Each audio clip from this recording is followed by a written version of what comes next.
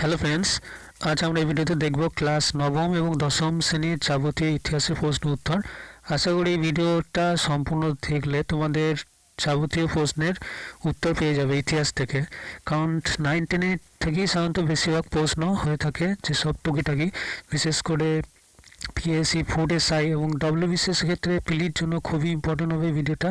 সুতরাং অবশ্যই ভিডিওটা শেষ পর্যন্ত দেখবে এবং এখানে কোনো নির্ভুল অ্যান্সারগুলো এখানে করা হয়েছে, কোনো ভুল থাকার সম্ভাবনা নেই বললেই চলে। সুতরাং যদি কোনো প্রশ্ন ডাউট থাকে অবশ্যই ক্লিয়ার করে দেবো, কমেন্ট সেকশনে জানাবে। তো লেট স্টার্ট। প্রথম প্রশ্ন দেখো, প্রথম দিকে প্রশ্নগুলো হয়তো একটু তোমাদের কম ইম্পর্টেন্ট বলে মনে হতে পারে, কিন্তু পরের প্রশ্নগুলো খুবই ইম্পর্টেন্ট, সুতরাং শেষ পর্যন্ত কিন্তু দেখবে। ইতিহাসের মূল ভিত্তি কী? ইতিহাসের মূল ভিত্তি হচ্ছে এখানে ভৌগোলিক পরিবেশ। আমি একদম চ্যাপ্টার ওয়াইজ 9-10 বই থেকে সিলেবাস বা চ্যাপ্টার ওয়াইজ যে সমস্ত প্রশ্ন হয় চ্যাপ্টার বাই চ্যাপ্টার, সেই প্রশ্নগুলি কিন্তু আলোচনা করব। সুতরাং এখানে প্রথম চ্যাপ্টারে কী আছে দেখো, ভৌগোলিক পরিবেশ ও ইতিহাস। সুতরাং সেই সম্পর্কিত কিছু প্রশ্ন। ইতিহাসের মূল ভিত্তি হচ্ছে ভৌগোলিক পরিবেশ। প্রাকৃতিক বৈচিত্র্যের বিভিন্নতা অনুসারে ভারতবর্ষকে কটি নির্দিষ্ট অঞ্চলে ভাগ করা হয়ে থাকে? 5টি অঞ্চলে ভাগ করা হয়ে থাকে। প্রাকৃতিক বৈচিত্র্যের বিভিন্নতা অনুসারে ভারতবর্ষকে 5টি অঞ্চলে ভাগ করা হয়।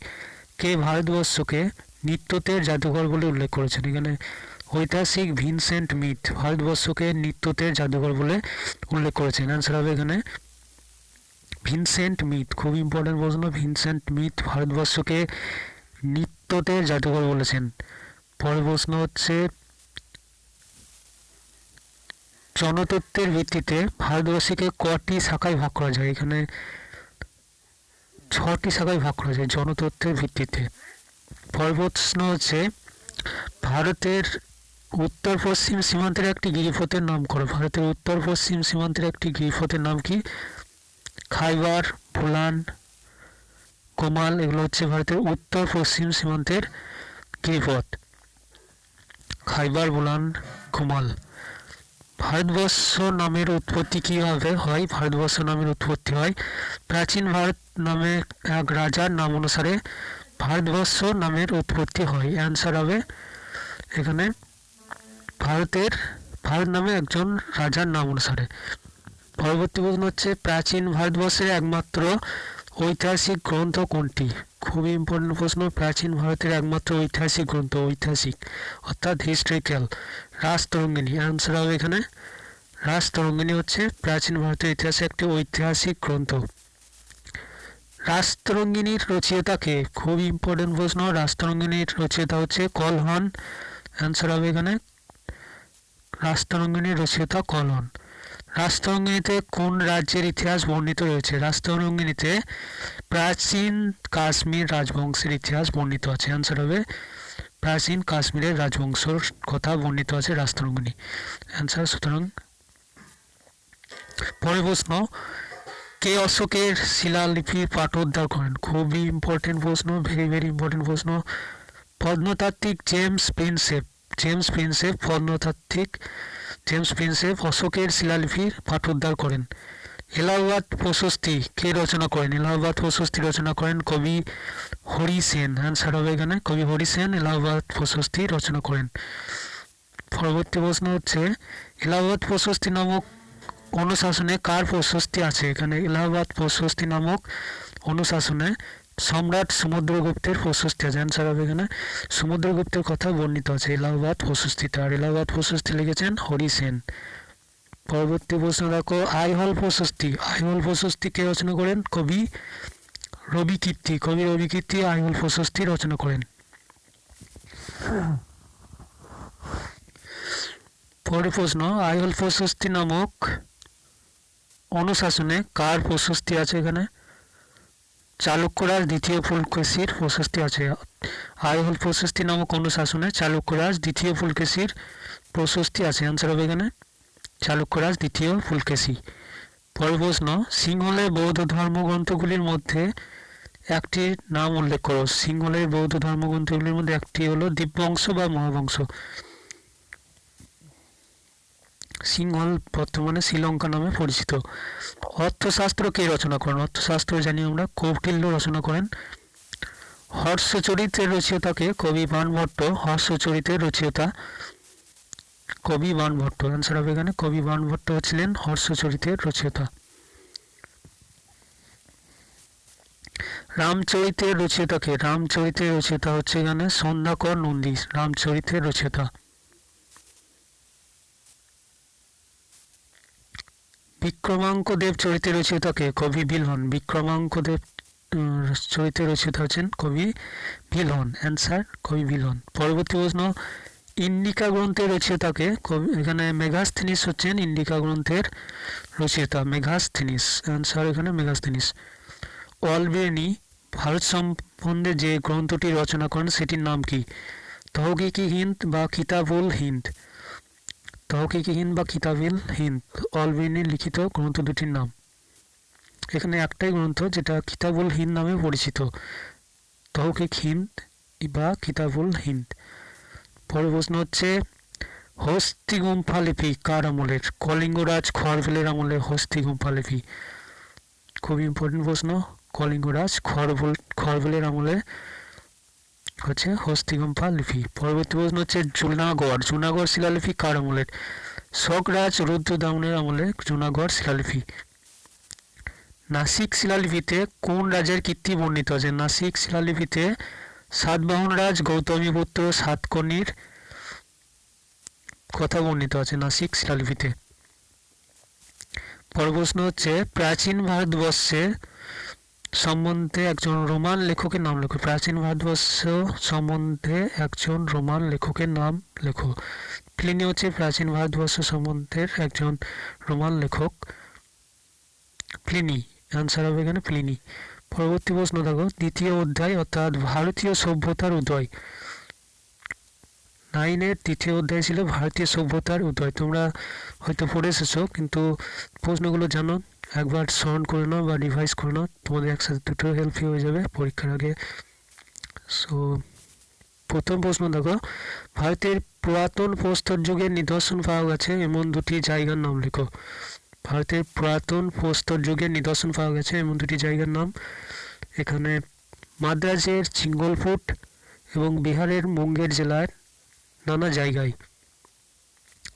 পুরাতন প্রস্তর যুগের নিদর্শন পাওয়া যায়, এই দুটি জায়গায়, মাদ্রাজের চিঙ্গলফোর্ট এবং বিহারের মুঙ্গের জেলায়। পরবর্তী প্রশ্ন হচ্ছে, সভ্যতার অগ্রগতিতে মানুষ সর্বপ্রথম যে ধাতুটির ব্যবহার শুরু করে তার নাম কি? তামা। সভ্যতার শুরুতে মানুষ প্রথম তামার ব্যবহারই জেনেছিল, লোহার ব্যবহার প্রথমে জানেনি, সুতরাং তামার ব্যবহার প্রথম শিখেছিল। অ্যান্সার হবে এখানে তামা।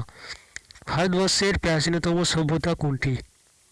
প্রাচীনতম সভ্যতা হচ্ছে হরপ্পা সভ্যতা। ভারতবর্ষের প্রাচীনতম সভ্যতা হরপ্পা সভ্যতা। পরের প্রশ্ন, কবে প্রথম মহেঞ্জোদারোর নিদর্শন আবিষ্কৃত হয়? মহেঞ্জোদারোর নিদর্শন আবিষ্কৃত হয় 1922 খ্রিস্টাব্দে। 1922 খ্রিস্টাব্দে মহেঞ্জোদারোর নিদর্শন আবিষ্কৃত হয়। কে প্রথম মহেঞ্জোদারোই ভারতের প্রাচীনতম সভ্যতা আবিষ্কার করেন? রাখাল দাস বন্দ্যোপাধ্যায় প্রথম মহেঞ্জোদারোই ভারতের প্রাচীনতম সভ্যতাটি আবিষ্কার করেন, রাখাল দাস বন্দ্যোপাধ্যায়।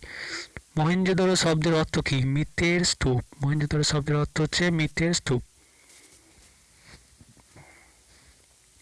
পরের প্রশ্ন হচ্ছে, হরপ্পার খনন কার্য প্রথম পরিচালনা করেন কে? দয়ারাম সাহনি। হরপ্পার খনন কার্য প্রথম পরিচালনা করেন দয়ারাম সাহনি। তারপরে প্রশ্ন, হরপ্পা সভ্যতার সমকালীন একটি বহির্ভারতীয় নগরকেন্দ্রিক সভ্যতার নাম লেখো। এখানে মেসোপটেমিয়া সভ্যতা, মিশরীয় সভ্যতা, চৈনিক সভ্যতা। হরপ্পা সভ্যতার সমকালীন সভ্যতা, এগুলি ভারতের বাইরে, এগুলো ছিল নগরকেন্দ্রিক সভ্যতা। অলসো এটাও মনে রাখতে হবে, এগুলো নগরকেন্দ্রিক সভ্যতা ছিল। হরপ্পা সভ্যতা কী ধরনের সভ্যতা? হরপ্পা সভ্যতা সাধারণত নগরকেন্দ্রিক সভ্যতা। তারপরে প্রশ্ন, সিন্ধু উপত্যকায় কোন ধাতুটির প্রচলন ছিল না? এখানে আমরা জানি লোহা। সিন্ধু সভ্যতার মানুষরা লোহার ব্যবহার জানতো না।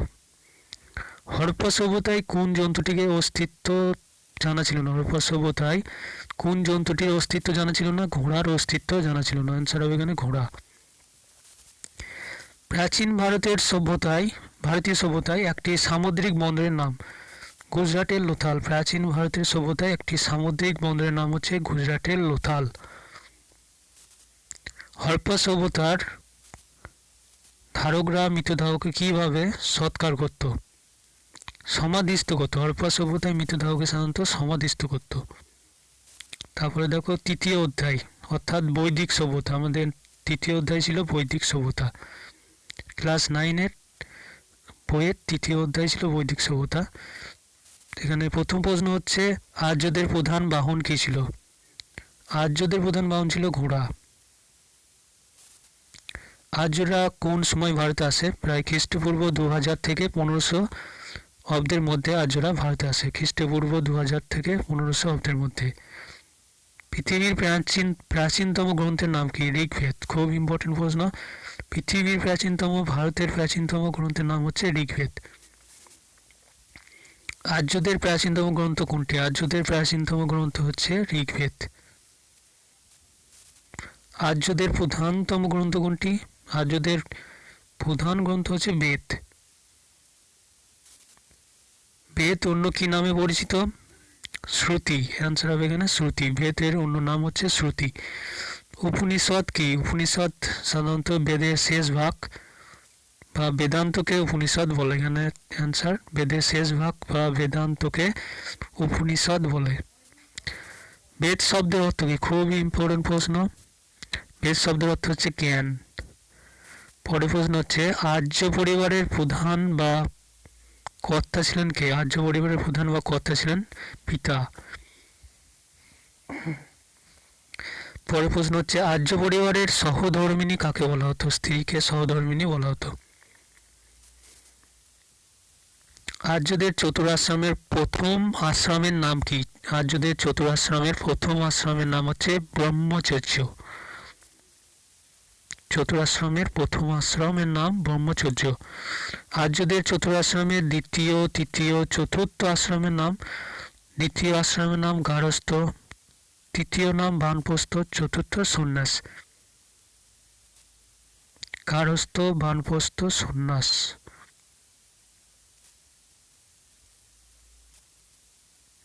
পরের প্রশ্ন আর্যদের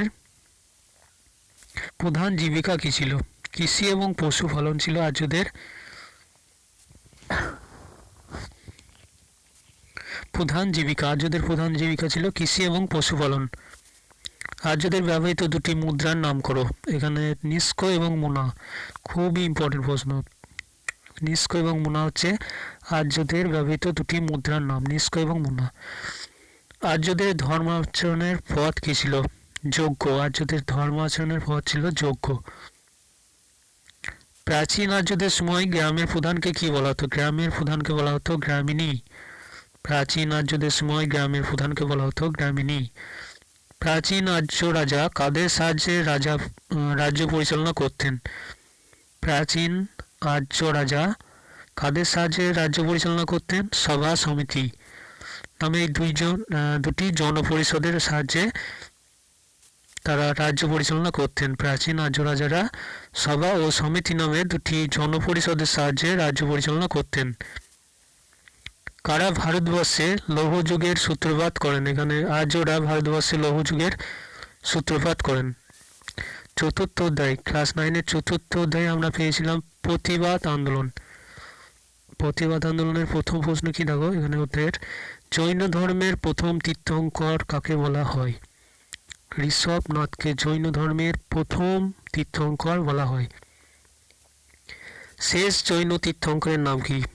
বর্ধমান মহাবীর। খুবই ইম্পর্টেন্ট প্রশ্ন। বর্ধমান মহাবীর হচ্ছে জৈনদের শেষ তীর্থঙ্কর। মহাবীর জৈনদের কততম তীর্থঙ্কর? মহাবীর জৈনদের ছিলেন 24তম তীর্থঙ্কর। অ্যান্সার হবে এখানে 24তম। তারপরে প্রশ্ন দেখো মহাবীরের অব্যাহিত পূর্বের তীর্থঙ্করের নাম কি? পার্শ্বনাথ। পার্শ্বনাথ ছিলেন 23তম। জৈন ধর্মের প্রবর্তক কে ছিলেন? বর্ধমান মহাবীর। প্রবর্তক ছিলেন বর্ধমান মহাবীর। পার্শ্বনাথ কে ছিলেন?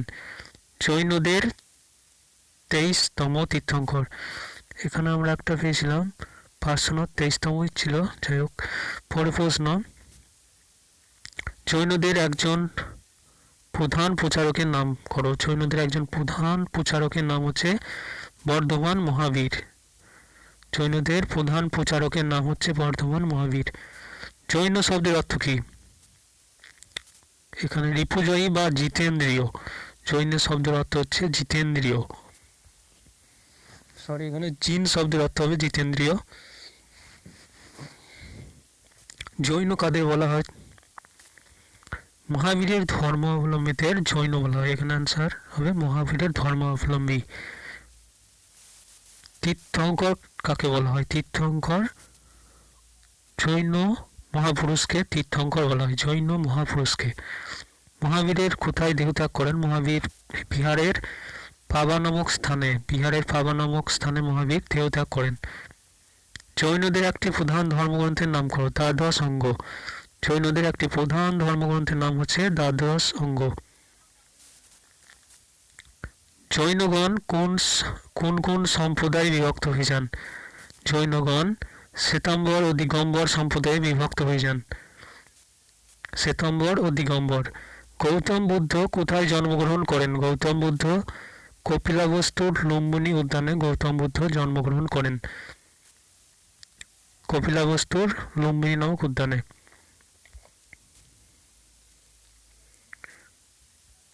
গৌতম বুদ্ধের গৃহত্যাগকে বৌদ্ধ শাস্ত্রে কি বলা হয়েছে? মহাভিনিষ্ক্রমণ। খুব ইম্পর্টেন্ট প্রশ্ন। মহাভিনিষ্ক্রমণ কি? গৌতম বুদ্ধের গৃহত্যাগকে বৌদ্ধ শাস্ত্রে মহাভিনিষ্ক্রমণ বলা হয়। বুদ্ধদেব যে স্থানটিতে সিদ্ধি লাভ করেন সেটির বর্তমান নাম কি? বুদ্ধদেব যে স্থানটিতে সিদ্ধি লাভ করেছেন তার বর্তমান নাম হচ্ছে বুদ্ধগয়া। বুদ্ধদেবের দেহরক্ষাকে বৌদ্ধগণ কি বলে থাকেন? মহাপরিনির্বাণ। বুদ্ধদেবের দেহরক্ষাকে বৌদ্ধগণ বলেন মহাপরিনির্বাণ। কোথায়, কত বয়সে বুদ্ধদেব মহাপরিনির্বাণ লাভ করেন? এখানে বর্তমান উত্তরপ্রদেশের গোরক্ষপুর জেলায় কুশীনগরে 80 বছর বয়সে বুদ্ধদেব মহাপরিনির্বাণ লাভ করেন। কুশীনগরে বুদ্ধদেব দেহত্যাগ করেছিলেন। এটা মনে রাখতে হবে। উত্তরপ্রদেশের গোরক্ষপুর জেলার কুশীনগরে 80 বছর বয়সে দেহ রক্ষা করেন বা মহাপরিনির্বাণ করেন। পরের প্রশ্ন, বৌদ্ধদের প্রধান ধর্মগ্রন্থের নাম কি? বৌদ্ধদের প্রধান ধর্মগ্রন্থের নাম হচ্ছে ত্রিপিটক। বৌদ্ধদের প্রধান ধর্মগ্রন্থের নাম ত্রিপিটক। পরের প্রশ্ন হচ্ছে, ত্রিপিটক কোন ভাষায় রচিত? ত্রিপিটক পালি ভাষায় রচিত। খুব ইম্পর্টেন্ট প্রশ্ন। ত্রিপিটক পালি ভাষায় রচিত। কার তত্ত্বাবধানে ত্রিপিটক রচিত হয়? এখানে বুদ্ধের অন্যতম শিষ্য মহাকাশ্যপের তত্ত্বাবধানে ত্রিপিটক রচিত হয়। আগে আমরা পড়েছিলাম, তখন হয়তো এত গুরুত্ব বুঝতে পারিনি, কিন্তু এখন যতই পড়ছি তত নতুন নতুন মিনিং আবিষ্কৃত হচ্ছে আমাদের কাছে। সুতরাং পড়াটা কিন্তু খুব ইন্টারেস্টিং হয়ে উঠছে। দেখো পরের প্রশ্ন, বুদ্ধের পূর্ব ও জন্মের কার্যাবলী যে গ্রন্থে সংকলিত তার নাম কি? জাতক। বুদ্ধের পূর্ব জন্মের অর্থাৎ আগের জন্মের কার্যাবলী যে গ্রন্থে সংকলিত তার নাম হচ্ছে জাতক। বৌদ্ধগণ কোন কোন সম্প্রদায়ে বিভক্ত হয়ে যান? মহাযান এবং হীনযান, এই দুটি সম্প্রদায়ে বিভক্ত হয়ে যান। পঞ্চম অধ্যায় দেখো, পঞ্চম অধ্যায় কি আছে? পঞ্চম অধ্যায়ের আছে সাম্রাজ্যবাদের যুগ এবং রাজনৈতিক ঐক্য। এখানে বলছে খ্রিস্টপূর্ব 6ষ্ঠ শতকের উত্তর ভারতে কয়টি মহাজনপদ ছিল? এখানে 16টি মহাজনপদ ছিল। 16টি মহাজনপদের কথা উল্লেখ আছে উত্তর ভারতে। বিম্বিসার কে ছিলেন? মগধের সিংহাসনে হর্ষঙ্ক বংশের প্রতিষ্ঠাতা। মগধের সিংহাসনে হর্ষঙ্ক বংশের প্রতিষ্ঠাতা ছিলেন বিম্বিসার। বিম্বিসার কোন বংশীয় রাজা ছিলেন? বিম্বিসার হর্ষঙ্ক বংশীয় রাজা ছিলেন। পরের প্রশ্ন হচ্ছে, মগধে কোন রাজার উপাধি ছিল সৈনিক? মগধের কোন রাজার উপাধি ছিল সৈনিক? বিম্বিসারের উপাধি ছিল সৈনিক। কার রাজত্বকালে মহাবীর ও গৌতম বুদ্ধ দুজনেই মগধে নিজ নিজ ধর্মমত প্রচার করেন? এখানে বিম্বিসারের রাজত্বকালে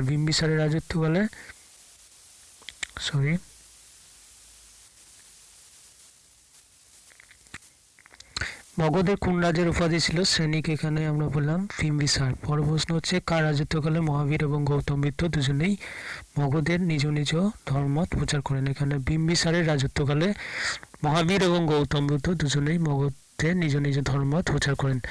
অজাতশত্রু কে ছিলেন? মগধের রাজা এবং হর্ষঙ্ক বংশের প্রতিষ্ঠাতা বিম্বিসারের পুত্র। অজাতশত্রু ছিলেন মগধের রাজা, হর্ষঙ্ক বংশের প্রতিষ্ঠাতা বিম্বিসারের পুত্র। প্রশ্নটা মিলিয়ে দিও না, হর্ষঙ্ক বংশের প্রতিষ্ঠাতা বিম্বিসার ছিলেন এবং তার পুত্র ছিলেন অজাতশত্রু। পরের প্রশ্ন, অজাতশত্রুর উপাধি কী ছিল? অজাতশত্রুর উপাধি ছিল কুনিক। পাটলিপুত্র নগরী কে স্থাপন করেন? পাটলিপুত্র নগরী স্থাপন করেন উদয়ী। নন্দবংশ কে প্রতিষ্ঠা করেন? নন্দবংশ প্রতিষ্ঠা করেন মহাপদনন্দ। মহাপদনন্দ কে ছিলেন? নন্দবংশের প্রতিষ্ঠাতা। নন্দবংশের প্রতিষ্ঠাতা ছিলেন মহাপদনন্দ। ধননন্দ কে? নন্দবংশের শেষ রাজা ছিলেন ধননন্দ। নন্দবংশের শেষ রাজা। আলেকজান্ডার যখন ভারত আক্রমণ করেন তখন মগধের সিংহাসনে কে রাজত্ব করেছিলেন? আলেকজান্ডার যখন ভারত আক্রমণ করে তখন মগধের সিংহাসনে রাজত্ব করেছিলেন ধননন্দ। ধননন্দ। আলেকজান্ডার যখন ভারত আক্রমণ করে তখন মগধের সিংহাসনে ছিলেন ধননন্দ। ভারতবর্ষের প্রথম ঐতিহাসিক সম্রাট কাকে বলা হয়? চন্দ্রগুপ্ত মৌর্যকে ভারতবর্ষের প্রথম ঐতিহাসিক সম্রাট বলা হয়, চন্দ্রগুপ্ত মৌর্যকে। পরের প্রশ্ন হচ্ছে মৌর্য বংশ কে প্রতিষ্ঠা করেন? চন্দ্রগুপ্ত মৌর্য মৌর্য বংশের প্রতিষ্ঠাতা। পরের প্রশ্ন দেখো, কার প্রত্যক্ষ সাহায্যে চন্দ্রগুপ্ত মৌর্য মগধের সিংহাসন দখল করেন? এখানে চাণক্যের সাহায্যে চন্দ্রগুপ্ত মৌর্য মগধের সিংহাসন দখল করেন। চন্দ্রগুপ্ত মৌর্য কত খ্রিস্টাব্দে সিংহাসনে বসেন? 324 খ্রিস্টপূর্বাব্দে চন্দ্রগুপ্ত মৌর্য সিংহাসনে বসেন। চন্দ্রগুপ্ত মৌর্যের রাজত্বকালে কোন গ্রিক দূত এদেশে আসেন? মেগাস্তিনিস। চন্দ্রগুপ্তের মৌর্যের রাজত্বকালে গ্রিক দূত মেগাস্তিনিস এদেশে আসেন। পরের প্রশ্ন হচ্ছে চন্দ্রগুপ্ত মৌর্য শেষ জীবনে কোন ধর্মে দীক্ষা গ্রহণ করেন? চন্দ্রগুপ্ত মৌর্য শেষ জীবনে জৈন ধর্ম গ্রহণ করেছিলেন। কোন মৌর্য রাজা অমিত্রাঘাত উপাধি নেন? বিন্দুসার অমিত্রাঘাত উপাধি নিয়েছিলেন বিন্দুসার। মৌর্য বংশের শ্রেষ্ঠ সম্রাট কে? সম্রাট অশোক। মৌর্য বংশের শ্রেষ্ঠ সম্রাট ছিলেন এখানে সম্রাট অশোক। অশোক কত খ্রিস্টাব্দে সিংহাসনে বসেন? 273 খ্রিস্টপূর্বাব্দে অশোক সিংহাসনে বসেন। কোন বছর অশোকের রাজ্যাভিষেক হয়? 269 অব্দে। 269 অব্দে অশোকের রাজ্যাভিষেক হয়। কে প্রিয়দর্শী উপাধি গ্রহণ করে? সম্রাট অশোক প্রিয়দর্শী উপাধি গ্রহণ করেন। সম্রাট অশোকের রাজধানী কোথায় ছিল? পাটলিপুত্র। সম্রাট অশোকের রাজধানী পাটলিপুত্র। অশোক কার কাছে বৌদ্ধ ধর্মে দীক্ষা নেন? এখানে বৌদ্ধ ভিক্ষু উপগুপ্তের কাছে অশোক বৌদ্ধ ধর্মের দীক্ষা নেন। মৌর্য বংশের শেষ সম্রাট কে? বীরদত্ত। মৌর্য বংশের শেষ সম্রাট ছিলেন বীরদত্ত। শুঙ্গ বংশের প্রতিষ্ঠাতা কে? পুষ্যমিত্র সিংহ ছিলেন শুঙ্গ বংশের প্রতিষ্ঠাতা। তারপরে প্রশ্ন হচ্ছে ভারতবর্ষে সর্বপ্রথম কোন বিদেশি জাতি বা শাসক দ্বারা আক্রান্ত হয়? ভারতবর্ষে প্রথম পারস্যিক জাতি বা পারস্যের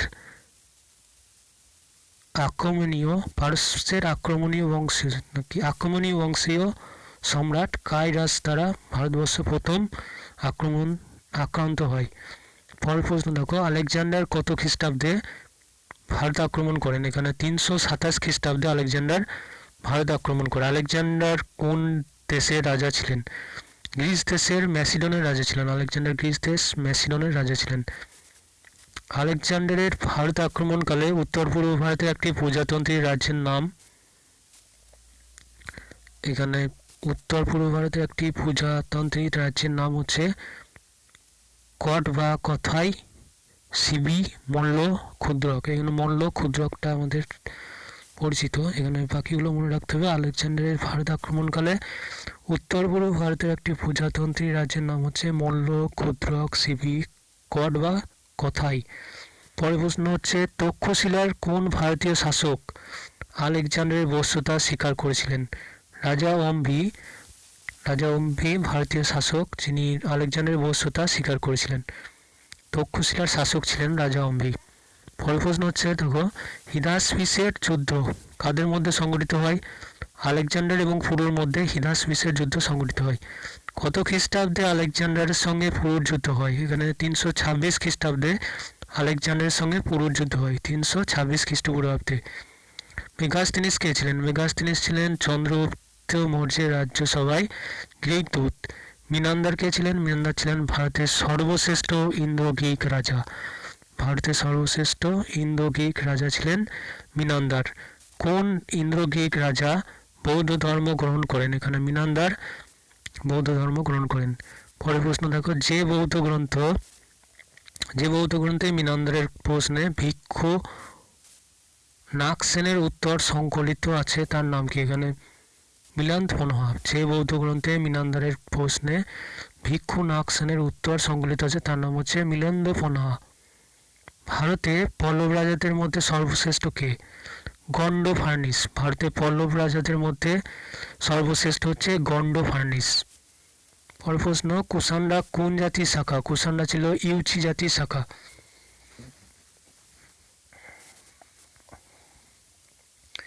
ভারতে কুষাণ রাজার প্রতিষ্ঠাতা কে? ভারতে কুষাণ রাজার প্রতিষ্ঠাতা হলেন কুজুল কথফিসিস বা প্রথম কথফিসিস। কুষাণ রাজ্যের প্রতিষ্ঠাতা ছিলেন কুজুল কথফিসিস বা প্রথম কথফিসিস।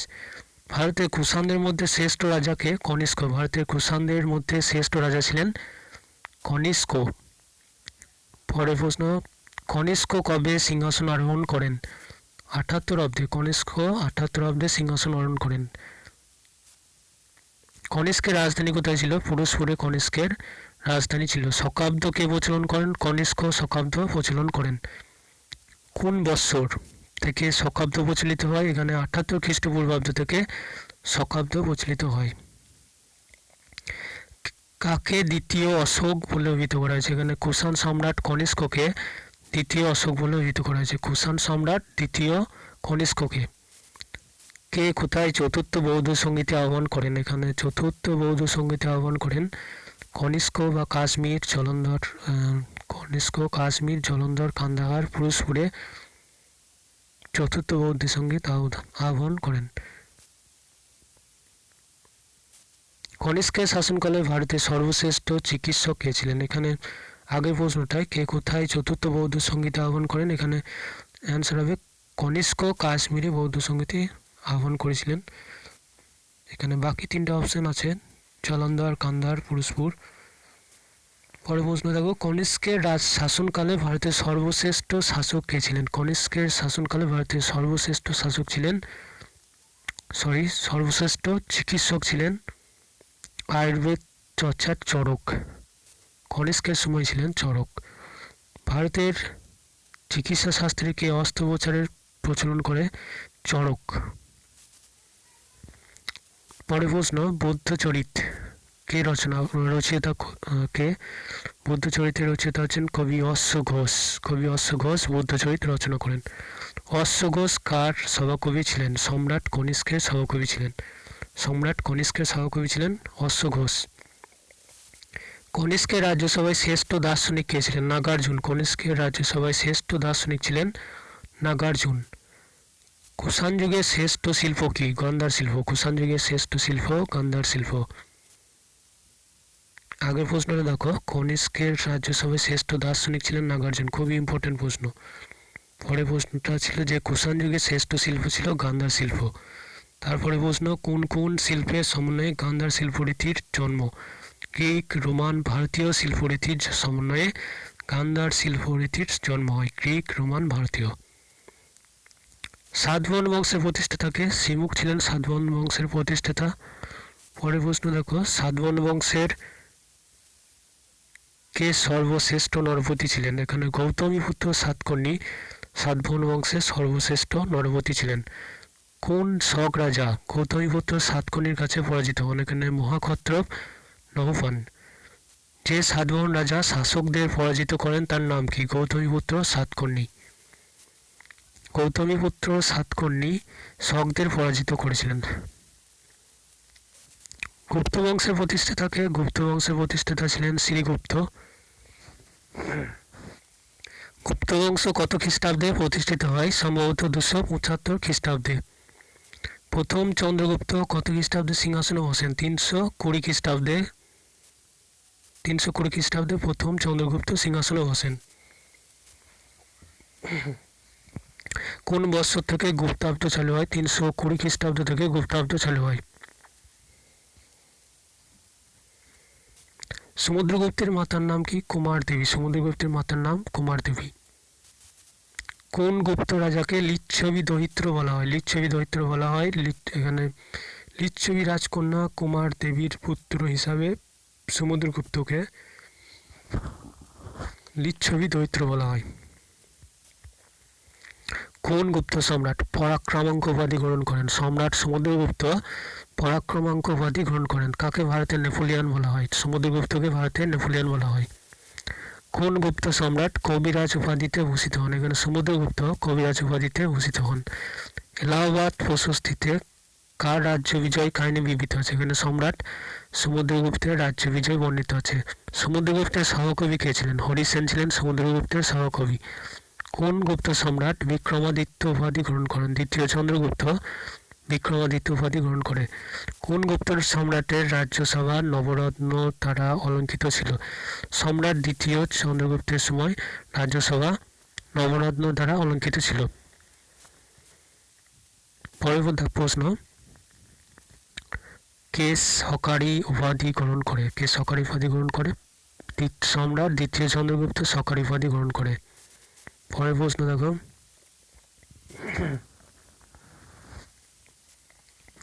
দ্বিতীয় চন্দ্রগুপ্তের রাজত্বকালে গুপ্ত যুগে কোন চীনা পরিব্রাজক ভারতে আসেন? ফাহিয়ান। ফাহিয়ান কোন গুপ্ত রাজার আমলে এসেছিলেন? এখানে দ্বিতীয় চন্দ্রগুপ্তের সময় ফাহিয়ান ভারতে এসেছিলেন। ফাহিয়ান এর ভারত বিষয়ক ভ্রমণ কাহিনীটির নাম কি? ফোকিউকি। ফাহিয়ানের ভারত বিষয়ক ভ্রমণ কাহিনীটির নাম হচ্ছে ফোকিউকি। হুন আক্রমণ প্রতিহত করে খ্যাতি লাভ করেন কোন গুপ্ত সম্রাট? সম্রাট স্কন্দগুপ্ত। প্রাচীন ভারতে কাদের শাসনকালকে সুবর্ণযুগ বলা হয়? এখানে গুপ্ত বংশের শাসনকালকে সুবর্ণযুগ বলা হয়। তারপরে প্রশ্ন হচ্ছে, মহাকবি কালিদাস কোন সম্রাটের রাজ্যসভায় অলঙ্কিত করেছিলেন? এখানে সম্রাট দ্বিতীয় চন্দ্রগুপ্তের সময় রাজ্যসভা অলঙ্কিত করেছিলেন। গুপ্ত যুগের সর্বশ্রেষ্ঠ চিকিৎসক কে? চিকিৎসা বিজ্ঞানী বা কিংবদন্তি ধন্বন্তরী ছিলেন গুপ্ত যুগের সর্বশ্রেষ্ঠ চিকিৎসক। ধন্বন্তরী। ষষ্ঠ অধ্যায় ছিল কর্তৃত্বের সংগ্রাম। 9 ক্লাসের ষষ্ঠ অধ্যায় ছিল কর্তৃত্বের সংগ্রাম। এটা অনেক পুরনো বই, সুতরাং মানে আমি পড়েছিলাম সেই সময়কার বই, সুতরাং এই সময় পাঠ্যক্রমের সাথে মিলবে না, কিন্তু অধ্যায়গুলো পাবে, সাবজেক্ট ম্যাটার একই। প্রথম প্রশ্ন ছিল, ভারতের প্রবেশকারী হুন্ডা কি নামে পরিচিত? ভারতে প্রবেশকারী হুন্ডা ছিল সাধারণত সেতু নামে পরিচিত। স্কন্দগুপ্তের মৃত্যুর পর কার নেতৃত্বে ভারতে প্রথম হুন আক্রমণ হয়েছিল? তোরামনের নেতৃত্বে। ভারতের সবচেয়ে দুর্ধর্ষ হুন নায়কটির নাম কি? মিহির কুল। ভারতের সবচেয়ে দুর্ধর্ষ হুন নায়কটির নাম ছিল মিহির কুল। পরের প্রশ্ন হচ্ছে, হুন নায়ক মিহির কুলের রাজধানীর নাম কি? সাকাল বা বর্তমানে শিয়ালকোট। হুন নায়ক মিহির কুলের রাজধানীর নাম ছিল সাকাল বা বর্তমানে শিয়ালকোট। মিহির কুল কে ছিলেন? মিহির কুল ছিলেন ভারতের সবচেয়ে দুর্ধর্ষ হুন নায়ক। ভারতের এটিলা কে? এটিলা হচ্ছে এখানে মিহির কুল বা মিহির কুল, ভারতের এটিলা। বাংলার প্রথম সার্বভৌম নরপতি কে? শশাঙ্ক। বাংলার প্রথম সার্বভৌম নরপতি ছিল শশাঙ্ক। শশাঙ্কের রাজধানী কোথায় ছিল? কর্ণসুবর্ণে ছিল শশাঙ্কের রাজধানী। শশাঙ্ক কিসের উপাসক ছিলেন? এখানে শশাঙ্ক ছিলেন শিবের উপাসক। দেবগুপ্ত কে ছিলেন? দেবগুপ্ত ছিলেন এখানে মালবের রাজা গৌড়রাজ শশাঙ্কের মিত্র। ভাস্কর বর্মন কে ছিলেন? ভাস্কর বর্মন ছিলেন এখানে কামরূপের রাজা কৌনজের সম্রাট হর্ষবর্ধনের মিত্র। ভাস্কর বর্মন কামরূপের রাজা এবং কৌনজের সম্রাট হর্ষবর্ধনের মিত্র ছিলেন ভাস্কর বর্মন। পরের প্রশ্ন দেখো, পুষ্যবতী রাজাদের রাজধানী কোথায় ছিল? থানেশ্বর। পুষ্যবতী রাজাদের রাজধানী ছিল থানেশ্বরে। হর্ষবর্ধন কত খ্রিস্টাব্দে সিংহাসন আরোহণ করেন? 606 খ্রিস্টাব্দে হর্ষবর্ধন সিংহাসন আরোহণ করেন। হর্ষবর্ধন তার রাজধানী কোথায় স্থানান্তরিত করেন? এখানে কনৌজে তার রাজধানী স্থানান্তরিত করেছিলেন। শিলাদিত্য উপাধি কে গ্রহণ করেন? শিলাদিত্য উপাধি গ্রহণ করেন হর্ষবর্ধন। সকলোত্তর পথনাথ। সকলোত্তর পথনাথ কাকে বলা হয়? হর্ষবর্ধনকে সকলোত্তর পথনাথ বলা হয়। হর্ষচরিতের রচয়িতাকে? কবি বাণভট্ট ছিলেন হর্ষচরিতের রচয়িতা। দক্ষিণ ভারতের যে রাজার কাছে হর্ষবর্ধন পরাজিত হন তার নাম কি? চালুক্যরাজ দ্বিতীয় পুলকেশী। দক্ষিণ ভারতের যে রাজার কাছে হর্ষবর্ধন পরাজিত হন তার নাম ছিল চালুক্যরাজ দ্বিতীয় পুলকেশী। হর্ষবর্ধন রচিত একটি নাটকের নাম লেখো। নাগানন্দ, রত্নাবলী, প্রিয়দর্শিকা, এগুলো ছিল হর্ষবর্ধন রচিত নাটক। পরবর্তী প্রশ্ন হচ্ছে, হর্ষবর্ধনের রাজত্বকালে কোন পরিবারজক এদেশে এসেছিলেন? হিউয়েন-সাং। হর্ষবর্ধনের রাজত্বকালে হিউয়েন-সাং ভারতে এসেছিলেন। হিউয়েন-সাং কে ছিলেন? হর্ষবর্ধনের রাজত্বকালে চীনা দেশীয় পরিবারজক ছিলেন হিউয়েন-সাং। হিউয়েন-সাংয়ের ভ্রমণ বৃত্তান্তটির নাম কি? সিইউকি। হিউয়েন-সাংয়ের ভ্রমণ বৃত্তান্তটির নাম সিইউকি। হর্ষবর্ধন প্রতি 5 বছর অন্তর কোথায় মহোৎসব আয়োজন করতেন? গঙ্গা যমুনার সঙ্গমস্থলে। প্রয়াগ। প্রয়াগ, এই অ্যান্সার হবে এখানে প্রয়াগে। হর্ষবর্ধন কোন বিশ্ববিদ্যালয়টির পৃষ্ঠপোষকতা করতেন? হর্ষবর্ধন কোন বিশ্ববিদ্যালয়টির পৃষ্ঠপোষকতা করতেন? নালন্দা বিশ্ববিদ্যালয়ের পৃষ্ঠপোষকতা করতেন। বাংলার পাল বংশের প্রথম রাজা কে? গোপাল। বাংলার পাল বংশের প্রথম রাজা ছিলেন গোপাল। বাংলার প্রথম নির্বাচিত রাজা কে? বাংলার প্রথম নির্বাচিত রাজা ছিলেন গোপাল। পরমেশ্বর বা পরম ভট্টারক মহারাজধীরাজ উপাধি গ্রহণ করেন কে? ধর্মপাল বা দেবপাল। কোন পাল রাজা বিক্রমশীল উপাধি গ্রহণ করেন? রাজা ধর্মপাল বিক্রমশীল উপাধি গ্রহণ করেন। কৈবর্ত বিদ্রোহের নায়ক কে ছিলেন? দিব্য বা দিব্যক।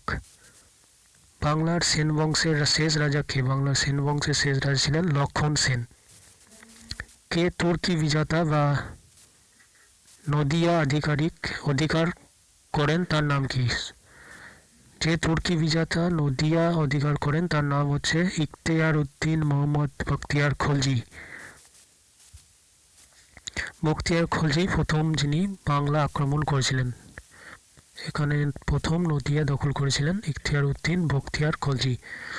কল্যাণের চালুক্য বংশের সর্বশ্রেষ্ঠ সম্রাটকে? ত্রিভুবন মল্ল বিক্রমাদিত্য বা ষষ্ঠ বিক্রমাদিত্য চালুক্য বংশের সর্বশ্রেষ্ঠ সম্রাট। মিতখরা আইন। মিতখরা আইনকে রচনা করেন? এখানে শাস্ত্রজ্ঞ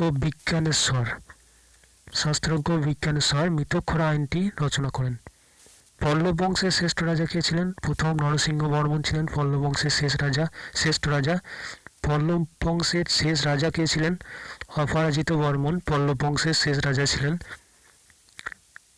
কোল বংশের শ্রেষ্ঠ রাজা কে ছিলেন? চোল বংশের শ্রেষ্ঠ রাজা, এখানে চোল হবে এটা, প্রথম রাজেন্দ্র চোল। চোল বংশের শ্রেষ্ঠ রাজা ছিলেন প্রথম রাজেন্দ্র চোল। পরের প্রশ্ন দেখো, কে গাঙ্গাইকোন্ড উপাধি ধারণ করে? গাঙ্গাইকোন্ড উপাধি ধারণ করে প্রথম রাজেন্দ্র চোল। চোল বংশের শেষ শক্তিশালী রাজার নাম কি? বীর রাজেন্দ্র চোল। চোল বংশের শেষ শক্তিশালী, এখানে শেষ কথাটা উল্লেখ আছে, খেয়াল রাখবে, শেষ শক্তিশালী রাজার নাম ছিল বীর রাজেন্দ্র চোল। পরের অধ্যায় হচ্ছে সপ্তম অধ্যায়।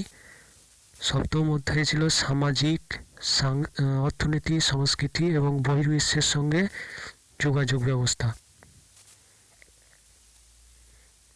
প্রথম প্রশ্ন হচ্ছে দেখো, কৌলিন্য প্রথা কে প্রবর্তন করেন? বল্লাল সেন কৌলিন্য প্রথা প্রবর্তন করেন। রামচরিত কে রচনা করেন? কবি সন্ধ্যাকর নন্দী রামচরিত রচনা করেন। কবি সন্ধ্যাকর নন্দী। সন্ধ্যাকর নন্দী কে ছিলেন? পাল রাজাদের রাজা রামপালের সভাপতি এবং রামচরিত গ্রন্থের রচয়িতা। রামচরিত গ্রন্থের রচয়িতা এবং পাল রাজা রামপালের সভাকবি ছিলেন সন্ধ্যাকর নন্দী। দান সাগর গ্রন্থের রচয়িতাকে? বল্লাল সেন। লক্ষণ সেনের শ্রেষ্ঠ সহকবি কে ছিলেন? কবি জয়দেব। লক্ষণ সেনের শ্রেষ্ঠ সহকবি। গীত গোবিন্দ কে রচনা করেন? গীত গোবিন্দ রচনা করেন কবি জয়দেব। পূর্ব ভারতে নালন্দা বিশ্ববিদ্যালয়ের পর কোন বিশ্ববিদ্যালয় জগৎ বিখ্যাত ছিল? বিক্রমশিলা বিশ্ববিদ্যালয়। নালন্দা বিশ্ববিদ্যালয়ের পর বিক্রমশিলা বিশ্ববিদ্যালয় জগৎ বিখ্যাত ছিল। কোন পাল রাজার সঙ্গে নালন্দা বিশ্ববিদ্যালয়ের ঘনিষ্ঠ সংযোগ ছিল? রাজা দেবপালের ঘনিষ্ঠ সংযোগ ছিল। রাজা দেবপালের সঙ্গে নালন্দা বিশ্ববিদ্যালয়ের ঘনিষ্ঠ সংযোগ ছিল। এর আনসার হবে রাজা দেবপাল। পাল যুগের বাংলার শ্রেষ্ঠ চিকিৎসককে? মনীষী চক্রপাণি দত্ত। পাল যুগের বাংলার শ্রেষ্ঠ চিকিৎসক ছিলেন মনীষী চক্রপাণি দত্ত। পাল যুগে বাংলার শ্রেষ্ঠ চিকিৎসক মনীষী চক্রপাণি দত্ত। খুবই ইম্পর্টেন্ট প্রশ্ন। এর আগে আমরা পেয়েছি চড়ক, ধন্বন্তরী। এবার পাল যুগের আছে মনীষী চক্রপাণি দত্ত। পাল যুগের দুজন শিল্পীর নাম কি? ধীমান এবং তার পুত্র বিট্টল। পাল যুগের দুজন শিল্পী। পরের প্রশ্ন হচ্ছে সেন যুগে বাংলাদেশে একজন প্রখ্যাত ব্যক্তির নাম করো যিনি একধারে শিল্পী এবং শাস্ত্রজ্ঞ ছিলেন। এখানে শিল্পী এবং শাস্ত্রজ্ঞ ছিলেন সুলপানি। পরের প্রশ্ন হচ্ছে পাল ও সেন যুগে বাংলাদেশের শ্রেষ্ঠ বন্দর কোনটি? পাল ও সেন যুগে বাংলাদেশের শ্রেষ্ঠ বন্দর হলো তাম্রলিপ্ত বন্দর। পুরীর জগন্নাথ মন্দিরের নির্মাণ কার্য কে শুরু করেন? উড়িষ্যার পরবর্তী গঙ্গবংশের সর্বশ্রেষ্ঠ রাজা অনন্ত বর্মন পুরীর জগন্নাথ মন্দিরের নির্মাণ কার্য শুরু করেন। খুবই ইম্পর্টেন্ট প্রশ্ন। অনন্ত বর্মন চৌরঙ্গ। পরের প্রশ্ন দেখো, কোণারকের সূর্য মন্দিরটি কে নির্মাণ করেন? উড়িষ্যার রাজা প্রথম নরসিংহবর্মন কোণারকের সূর্য মন্দিরটি নির্মাণ করেন। উড়িষ্যার রাজা প্রথম নরসিংহবর্মন কোণারকের সূর্য মন্দিরটি নির্মাণ করেন। কোণারকের সূর্য মন্দিরটি নির্মাণ করেন উড়িষ্যার রাজা প্রথম নরসিংহবর্মন। পরের প্রশ্ন হচ্ছে পল্লব রাজাদের রথ মন্দিরগুলি কোথায় অবস্থিত?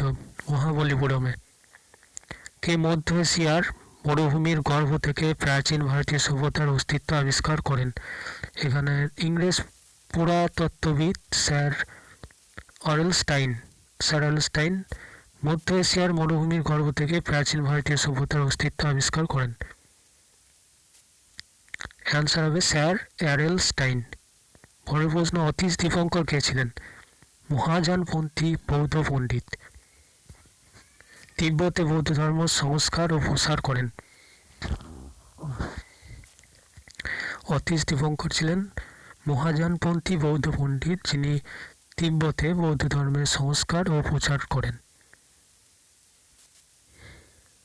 পরের প্রশ্ন, দীপঙ্কর শ্রীজ্ঞান শেষ জীবনে কোথায় গিয়েছিলেন? তিব্বতে।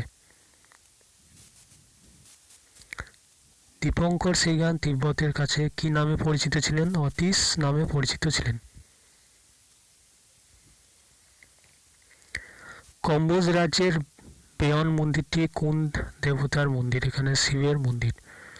কম্বোজ রাজ্যের বেয়ন মন্দিরটি এখানে শিবের মন্দির। পরের প্রশ্ন হচ্ছে পৃথিবীর সর্বশ্রেষ্ঠ বিষ্ণু মন্দির কোনটি? পৃথিবীর সর্বশ্রেষ্ঠ বিষ্ণু মন্দির হচ্ছে অঙ্কঘটের বিষ্ণু মন্দির। সুমাত্রার শৈলেন্দ্র রাজাদের সর্বশ্রেষ্ঠ শিল্পকৃত্য কি? বড়বুধিরের স্তূপ।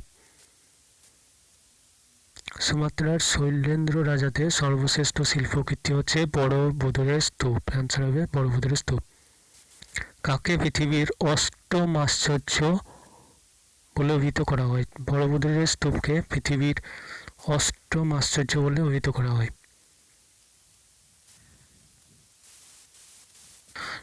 অষ্টম অধ্যায় মধ্যযুগীয় ভারতবর্ষ থেকে কিছু গুরুত্বপূর্ণ প্রশ্ন উত্তর এতে আলোচনা করা হয়েছে।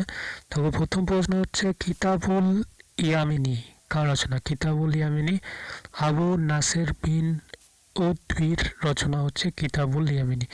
তহকিকি হিন্দের কার রচনা? অলবিরনির রচনা হচ্ছে তহকিকি হিন্দ। তাবাতি ই নাসরি কার রচনা? তাবাতি নাসরি হচ্ছে মিনহাজ ও সিরাজের রচনা। তাবাকাতি নাসরি। কে ভারতের তোতাবাকি নামে পরিচিত? ভারতের তোতাবাকি নামে পরিচিত আমির খসরু। আমির খসরু রচিত একটি ঐতিহাসিক গ্রন্থের নাম করো। আমির খসরু রচিত একটি ঐতিহাসিক গ্রন্থ হচ্ছে খাজাইন উল ফতোয়া বা তারিকি আল্লাহ, তারিকি আলাই। খুবই ইম্পর্টেন্ট আমির খসরুর রচনা দুটি গ্রন্থ, খাজাইন উল ফতোয়া এবং তারিকি আলাই। তারিকি ফিরোজশাহী গ্রন্থ কে রচনা করেন? জিয়াউদ্দিন বারনী তারিকি ফিরোজশাহী গ্রন্থ রচনা করেন জিয়াউদ্দিন বারনী। খুবই ইম্পর্টেন্ট, যেটা ফিরোজ শাহের উপর লেখা বই, জিয়াউদ্দিন বারনী লিখেছিলেন। ইবন বতুতার ভারত ভ্রমণ কাহিনীটির নাম কি? ইবন বতুতার ভারত ভ্রমণ কাহিনীর নাম হচ্ছে কিতাব ওর রাহুল্য বা সফরনামা। ইবন বতুতার ভারত ভ্রমণ কাহিনীটির নাম কিতাব ওর রাহুল্য বা সফরনামা। পরের প্রশ্ন দেখো, ইবন বতুতা কোন সুলতানের রাজত্বকালে ভারতে আসেন? ইবন বতুতা সুলতান মোহাম্মদ বিন তুগলকের রাজত্বকালে ভারতে আসেন। মোহাম্মদ বিন তুগলকের রাজত্বকালে ইবন বতুতা ভারতে আসেন। পরের প্রশ্ন হচ্ছে সিন্ধুরাজ দাহির কোন আরব সময় অধিনায়কের কাছে যুদ্ধে পরাজিত হন? কোন আরব সমর অধিনায়কের কাছে যুদ্ধে পরাজিত হন দাহির? এখানে মোহাম্মদ বিন কাসিমের কাছে পরাজিত হয়েছিলেন সিন্ধুরাজ দাহির। ভারতের প্রথম মুসলমান আক্রমণকারী কারা? ভারতের প্রথম মুসলিম আক্রমণকারী ছিল আরবরা। আনসার হবে এখানে আরব। আরবরা কত খ্রিস্টাব্দে সিন্ধু দেশ জয় করে? 712 খ্রিস্টাব্দে আরবরা সিন্ধু দেশ জয় করেছিল, 712 খ্রিস্টাব্দে। সুলতান মাহমুদ কতবার ভারত আক্রমণ করে? 17 বার। সুলতান মাহমুদ প্রায় 17 বার ভারত আক্রমণ করেছিলেন। অলবের্নি কখন ভারতে আসেন? অলবের্নি ভারতে এসেছিলেন সুলতান মাহমুদের সময় ভারত আক্রমণ করেছিলেন।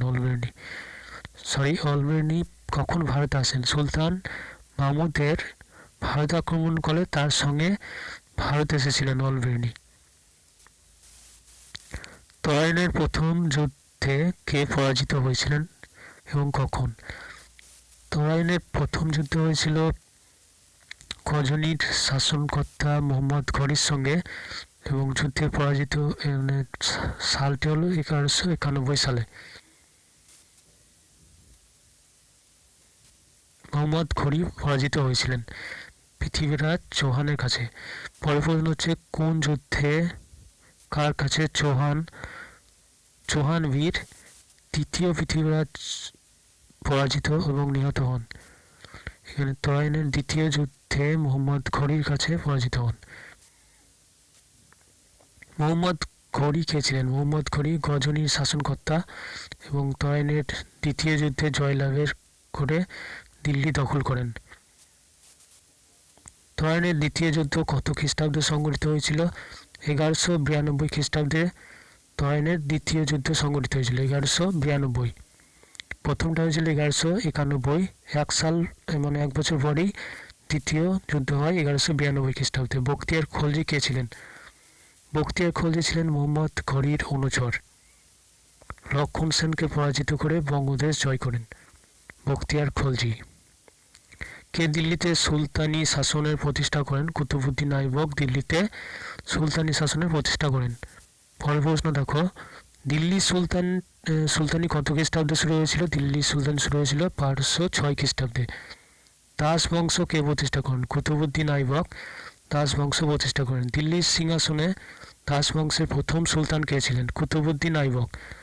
দিল্লির সিংহাসনে দাস বংশের প্রথম সুলতান ছিলেন কুতুবউদ্দিন আইবক। কে লক্সবক্স নামে পরিচিত? কুতুবউদ্দিন আইবক লক্সবক্স নামে পরিচিত। ইলতুৎমিশের রাজত্বকালে কোন বঙ্গ নেতা সসৈন্য ভারত সীমান্তে উপস্থিত হন? এখানে সসৈন্য ভারত সীমান্তে উপস্থিত হন চেঙ্গিস খাঁ। ইলতুৎমিশের রাজত্বকালে চেঙ্গিস খাঁ মঙ্গল নেতা, তিনি সৈন্যদল বলে ভারত সীমান্তে উপস্থিত হয়েছিলেন।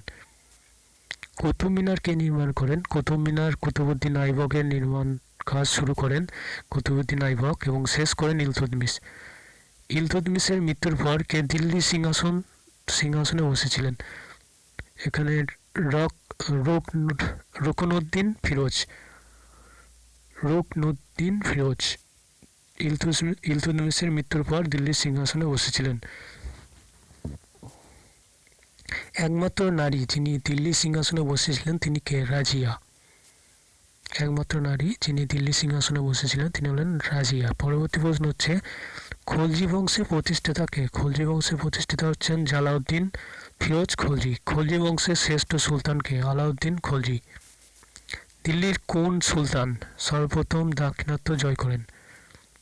এখানে আলাউদ্দিন খলজি। দিল্লির আলাউদ্দিন খলজি সর্বপ্রথম দাক্ষিণাত্য জয় করেন। ভারতবর্ষে সর্বপ্রথম বাজার দর নিয়ন্ত্রণ ব্যবস্থা চালু করেন সুলতান আলাউদ্দিন খলজি। মালিক কাফুর কে ছিলেন? মালিক কাফুর ছিলেন আলাউদ্দিন খলজির বিশ্বস্ত সেনাপতি। আলাউদ্দিন খলজির দাক্ষিণাত্য অভিযান সেনাপতি কে ছিলেন? মালিক কাফুর। আলাউদ্দিন খলজির দাক্ষিণাত্যের সেনাপতি ছিলেন মালিক কাফুর। খলজি বংশের শেষ সুলতান কে? কুতুবউদ্দিন মুবারক খলজি খলজি বংশের শেষ সুলতান। তুগলক বংশের প্রতিষ্ঠাতা কে? গিয়াসউদ্দিন তুগলক। তুগলক বংশের শ্রেষ্ঠ সুলতান কে? তুগলক বংশের শ্রেষ্ঠ সুলতান ছিলেন মোহাম্মদ বিন তুগলক। তুগলক বংশের শ্রেষ্ঠ সুলতান। ভারতের ইতিহাসে কে পাগলা রাজা নামে পরিচিত? এখানে সুলতান মোহাম্মদ বিন তুগলক পাগলা রাজা নামে। মোহাম্মদ বিন তুগলকের রাজত্বকালে কোন পরিব্রাজক এদেশে ভারতে আসেন? মোহাম্মদ বিন তুগলকের রাজত্বকালে ইবন বতুতা ভারতে আসেন।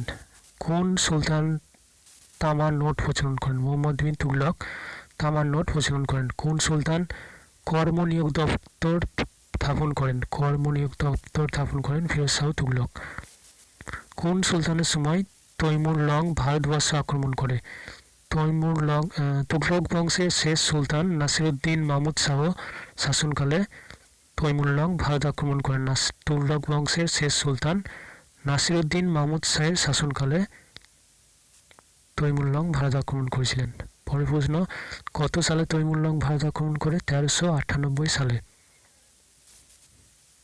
সৈয়দ বংশের প্রতিষ্ঠাতা কে? সৈয়দ বংশের প্রতিষ্ঠাতা ছিলেন খিজির খাঁ সৈয়দ। সৈয়দ বংশের শেষ সুলতান কে ছিলেন? আলাউদ্দিন আলম শাহ। লোদি বংশের প্রতিষ্ঠাতা কে? বাহলুল লোদি। বাহলুল লোদি ছিলেন লোদি বংশের প্রতিষ্ঠাতা। লোদি বংশের শেষ সুলতান কে? ইব্রাহিম লোদি। লোদি বংশের শেষ সুলতান। সুলতানি সাম্রাজ্যের পতনের পর দিল্লি সিংহাসনে কোন বংশ প্রতিষ্ঠিত হয়? সুলতানি সাম্রাজ্যের পতনের পর দিল্লি সিংহাসনে কোন বংশ প্রতিষ্ঠিত হয়? মুঘল বংশ। তুর্কিরা যখন বঙ্গদেশ জয় করে তখন সেখানে কে শাসক ছিলেন? লক্ষণ সেন। তুর্কিরা যখন বঙ্গদেশ জয় করে তখন সেখানে শাসক কারা ছিলেন? লক্ষণ সেন। গিয়াসউদ্দিন আজম শাহর শাসনকালে যে চীনা পণ্ডিত বঙ্গদেশ জয় করেন তার নাম হচ্ছে মা হুয়ান। গিয়াসউদ্দিন আজম শাহের শাসনকালে যে চীনা পণ্ডিত বঙ্গদেশে আসেন এখানে মা হুয়ান। বাংলার কোন শাসকের সাথে বিশ্ববিখ্যাত কবি হাফেজের পত্রালাপ হতো? এখানে গিয়াসউদ্দিন আজম শাহের। বাংলার কোন শাসকের সাথে বিশ্ববিখ্যাত কবি হাফেজের পত্রালাপ হতো? গিয়াসউদ্দিন আজম শাহের। রাজা গণেশ কবে বঙ্গদেশে হিন্দু শাসন প্রতিষ্ঠা করেন? 1414 খ্রিস্টাব্দে রাজা গণেশ বঙ্গদেশে হিন্দু শাসন প্রতিষ্ঠা করেন। মধ্যযুগে বাংলার সর্বশ্রেষ্ঠ নরপতি কে? মধ্যযুগে বাংলার সর্বশ্রেষ্ঠ নরপতি ছিলেন হুসেন শাহ। বঙ্গদেশের কোন কবি তার প্রতিভার জন্য গুণরাজ খাঁ উপাধি পান? মালাধর বসু। মালাধর বসু বঙ্গদেশে তার প্রতিভার জন্য গুণরাজ খাঁ উপাধি পেয়েছিলেন। বাহমনি রাজ্যের প্রতিষ্ঠাতা কে? হাসান বা জাফর খাঁ। বাহমনি রাজ্যের প্রতিষ্ঠাতা হাসান বা জাফর খাঁ। বিজয়নগর রাজ্যের প্রতিষ্ঠাতা কে? হরিহর বুক্ষ। বিজয়নগর সাম্রাজ্যের প্রতিষ্ঠাতা হরিহর বুক্ষ। বিজয়নগর রাজ্যের সর্বশ্রেষ্ঠ নরপতি ছিলেন কৃষ্ণদেব রায়। তালিকটের যুদ্ধ কত খ্রিস্টাব্দে হয়? 1565 খ্রিস্টাব্দে তালিকটের যুদ্ধ হয়েছিল 1565 খ্রিস্টাব্দে। অমুক্ত মাল্যদা রচয়িতা কে? বিজয়নগর এর নরপতি কৃষ্ণদেব রায়। অমুক্ত মাল্যদার রচয়িতা বিজয়নগর নরপতি কৃষ্ণদেব রায়। কাকে অন্ধ্র কবিতার পিতামহ বলা হয়? অন্ধ্র মানে এখানে অন্ধ্রপ্রদেশের কবিতার পিতামহ বলা হয়। এখানে তেলুগু কবি পেদ্দানকে অন্ধ্র কবিতার পিতামহ বলা হয়। কাকে কাশ্মীরের আকবর বলা হয়? জয়নুল আবদিনীকে কাশ্মীরের আকবর বলা হয়, জয়নুল আবদিন। ভক্তিবাদী আন্দোলনের একজন প্রধান প্রচারকের নাম করো। গুরু রামানন্দ। ভক্তিবাদী আন্দোলনের একজন প্রধান প্রচারকের নাম হচ্ছে গুরু রামানন্দ। রামানন্দের প্রধান শিষ্য কে ছিলেন? ভক্ত কবির। ভক্ত কবিরের কবিতাকে কি বলা হতো? দোহা। কবিরের কবিতাকে দোহা বলা হতো। বঙ্গদেশের একজন ভক্তিবাদী সাধকের নাম শ্রী চৈতন্য মহাপ্রভু।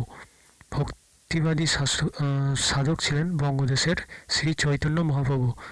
শিখগণের প্রথম গুরুকে? শিখগণের প্রথম গুরু হচ্ছে গুরু নানক। শিখ শব্দের অর্থ কি? শিষ্য। একজন সুফি সাধকের নাম করো এখানে। নিজামুদ্দিন আউলিয়া, খাজা মঈনুদ্দিন চিশতি। পৃথ্বীরাজ রাসো গ্রন্থের রচয়িতাকে? রাজপুত চারণ কবি চাঁদ বরদাই। অ্যান্সার হবে এখানে চাঁদ বরদাই। ইনি ছিলেন রাজপুতদের চারণ কবি। নবম অধ্যায়ে আলোচনা করা হয়েছে মধ্যযুগের দ্বিতীয় পর্যায় নিয়ে। তুজুকি বাবুরির লেখক কে? তুজুকি বাবুরির লেখক ছিলেন বাবর। বাবরের আত্মজীবনীর নাম কি? এখানে ওয়াকাই বা তুজুকি বাবুরি ছিল আত্মজীবনীর নাম বা বাবরনামা। এখানে তিনটা নামই ব্যবহার হতে পারে। ওয়াকাই বা তুজুকি বাবুরি বা বাবরনামা বাবরের আত্মজীবনীর নাম। হুমায়ুননামার রচয়িতা কে? হুমায়ুননামার রচয়িতা বাবর কন্যা গুলবদন বেগম। পরের প্রশ্ন, হুমায়ুননামার রচয়িতা কে? হুমায়ুননামার রচয়িতা এখানে বাবর কন্যা গুলবদন বেগম। তুজুকি জাহাঙ্গীরি লেখক কে? জাহাঙ্গীর স্বয়ং। তুজুকি জাহাঙ্গীর লেখক জাহাঙ্গীর। আকবরনামা গ্রন্থের লেখক আবুল ফজল। আকবরনামা গ্রন্থের লেখক আবুল ফজল। আইনি আকবরী গ্রন্থের রচয়িতা আবুল ফজল। পরের প্রশ্ন হচ্ছে মন্তাখাব উত তোয়ারিক গ্রন্থের রচয়িতা কে? আব্দুল কাদারিন বদায়ুনি।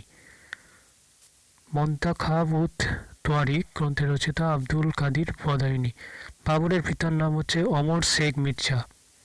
বাবরের পিতার নাম অমর শেখ মির্জা। বাবরের প্রকৃত নাম কি? জাহিরুদ্দিন মোহাম্মদ। বাবরের প্রকৃত নাম হচ্ছে জাহিরুদ্দিন মোহাম্মদ। এশিয়ার দুই অভিশাপ কে এশিয়ার দুই অভিশাপ কে? যাদের রক্ত বাবরের ধমনীতে মিশ্রিত। চেঙ্গিস খাঁ ও তৈমুর লংয়ের। এশিয়ার দুই অভিশাপ বলা হয় চেঙ্গিস খাঁ এবং তৈমুর লংকে। পরের প্রশ্ন হচ্ছে পানিপথের প্রথম যুদ্ধ কত খ্রিস্টাব্দে সংঘটিত হয়? 1526 খ্রিস্টাব্দে পানিপথের প্রথম যুদ্ধ সংঘটিত হয়। পানিপথের প্রথম যুদ্ধ কাদের মধ্যে এবং বাবরের প্রতিদ্বন্দ্বী কে ছিলেন? বাবর এবং তার প্রতিদ্বন্দ্বী ইব্রাহিম লোদির মধ্যে। পানিপথের 1526-এ বাবর কাকে পরাজিত করেন? ইব্রাহিম লোদিকে পরাজিত করেন। খানোয়ার যুদ্ধে কাদের মধ্যে হয়েছিল? খানোয়ার যুদ্ধে বাবর এবং রানা সৈন্যের মধ্যে হয়েছিল। খানোয়ার যুদ্ধ কোন বছর হয়েছিল? 1527 খ্রিস্টাব্দে খানোয়ার যুদ্ধ হয়েছিল বাবর এবং রানা সঙ্গের মধ্যে। পরের প্রশ্ন হচ্ছে খানোয়ার যুদ্ধে বাবরের শত্রুপক্ষ কে ছিল? মেবারের রানা সঙ্গ বা সংগ্রাম সিং। বাবরের আত্মজীবনীটি কি নামে পরিচিত? ওয়াকাই বা তুজুকি বাবরি নামে পরিচিত। কোন যুদ্ধের ফলে ভারত সাময়িকভাবে মুঘল শাসন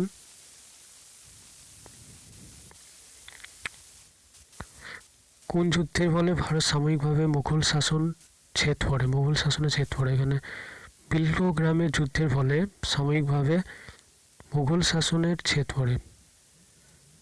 দিল্লির সিংহাসন সুর বংশের প্রতিষ্ঠাতা কে? শেরশাহ। এখানে সুর বংশের প্রতিষ্ঠাতা শেরশাহ।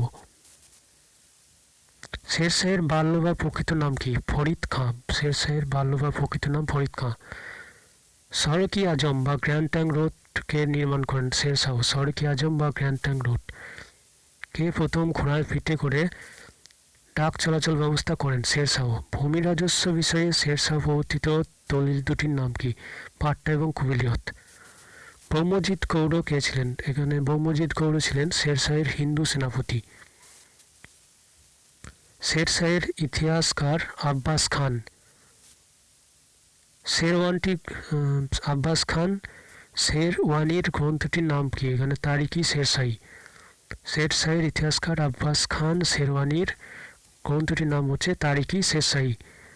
পরবর্তী প্রশ্ন, শেরশাহ কত বছর রাজত্ব করেছিলেন? 5 বছর, 1540 থেকে 45।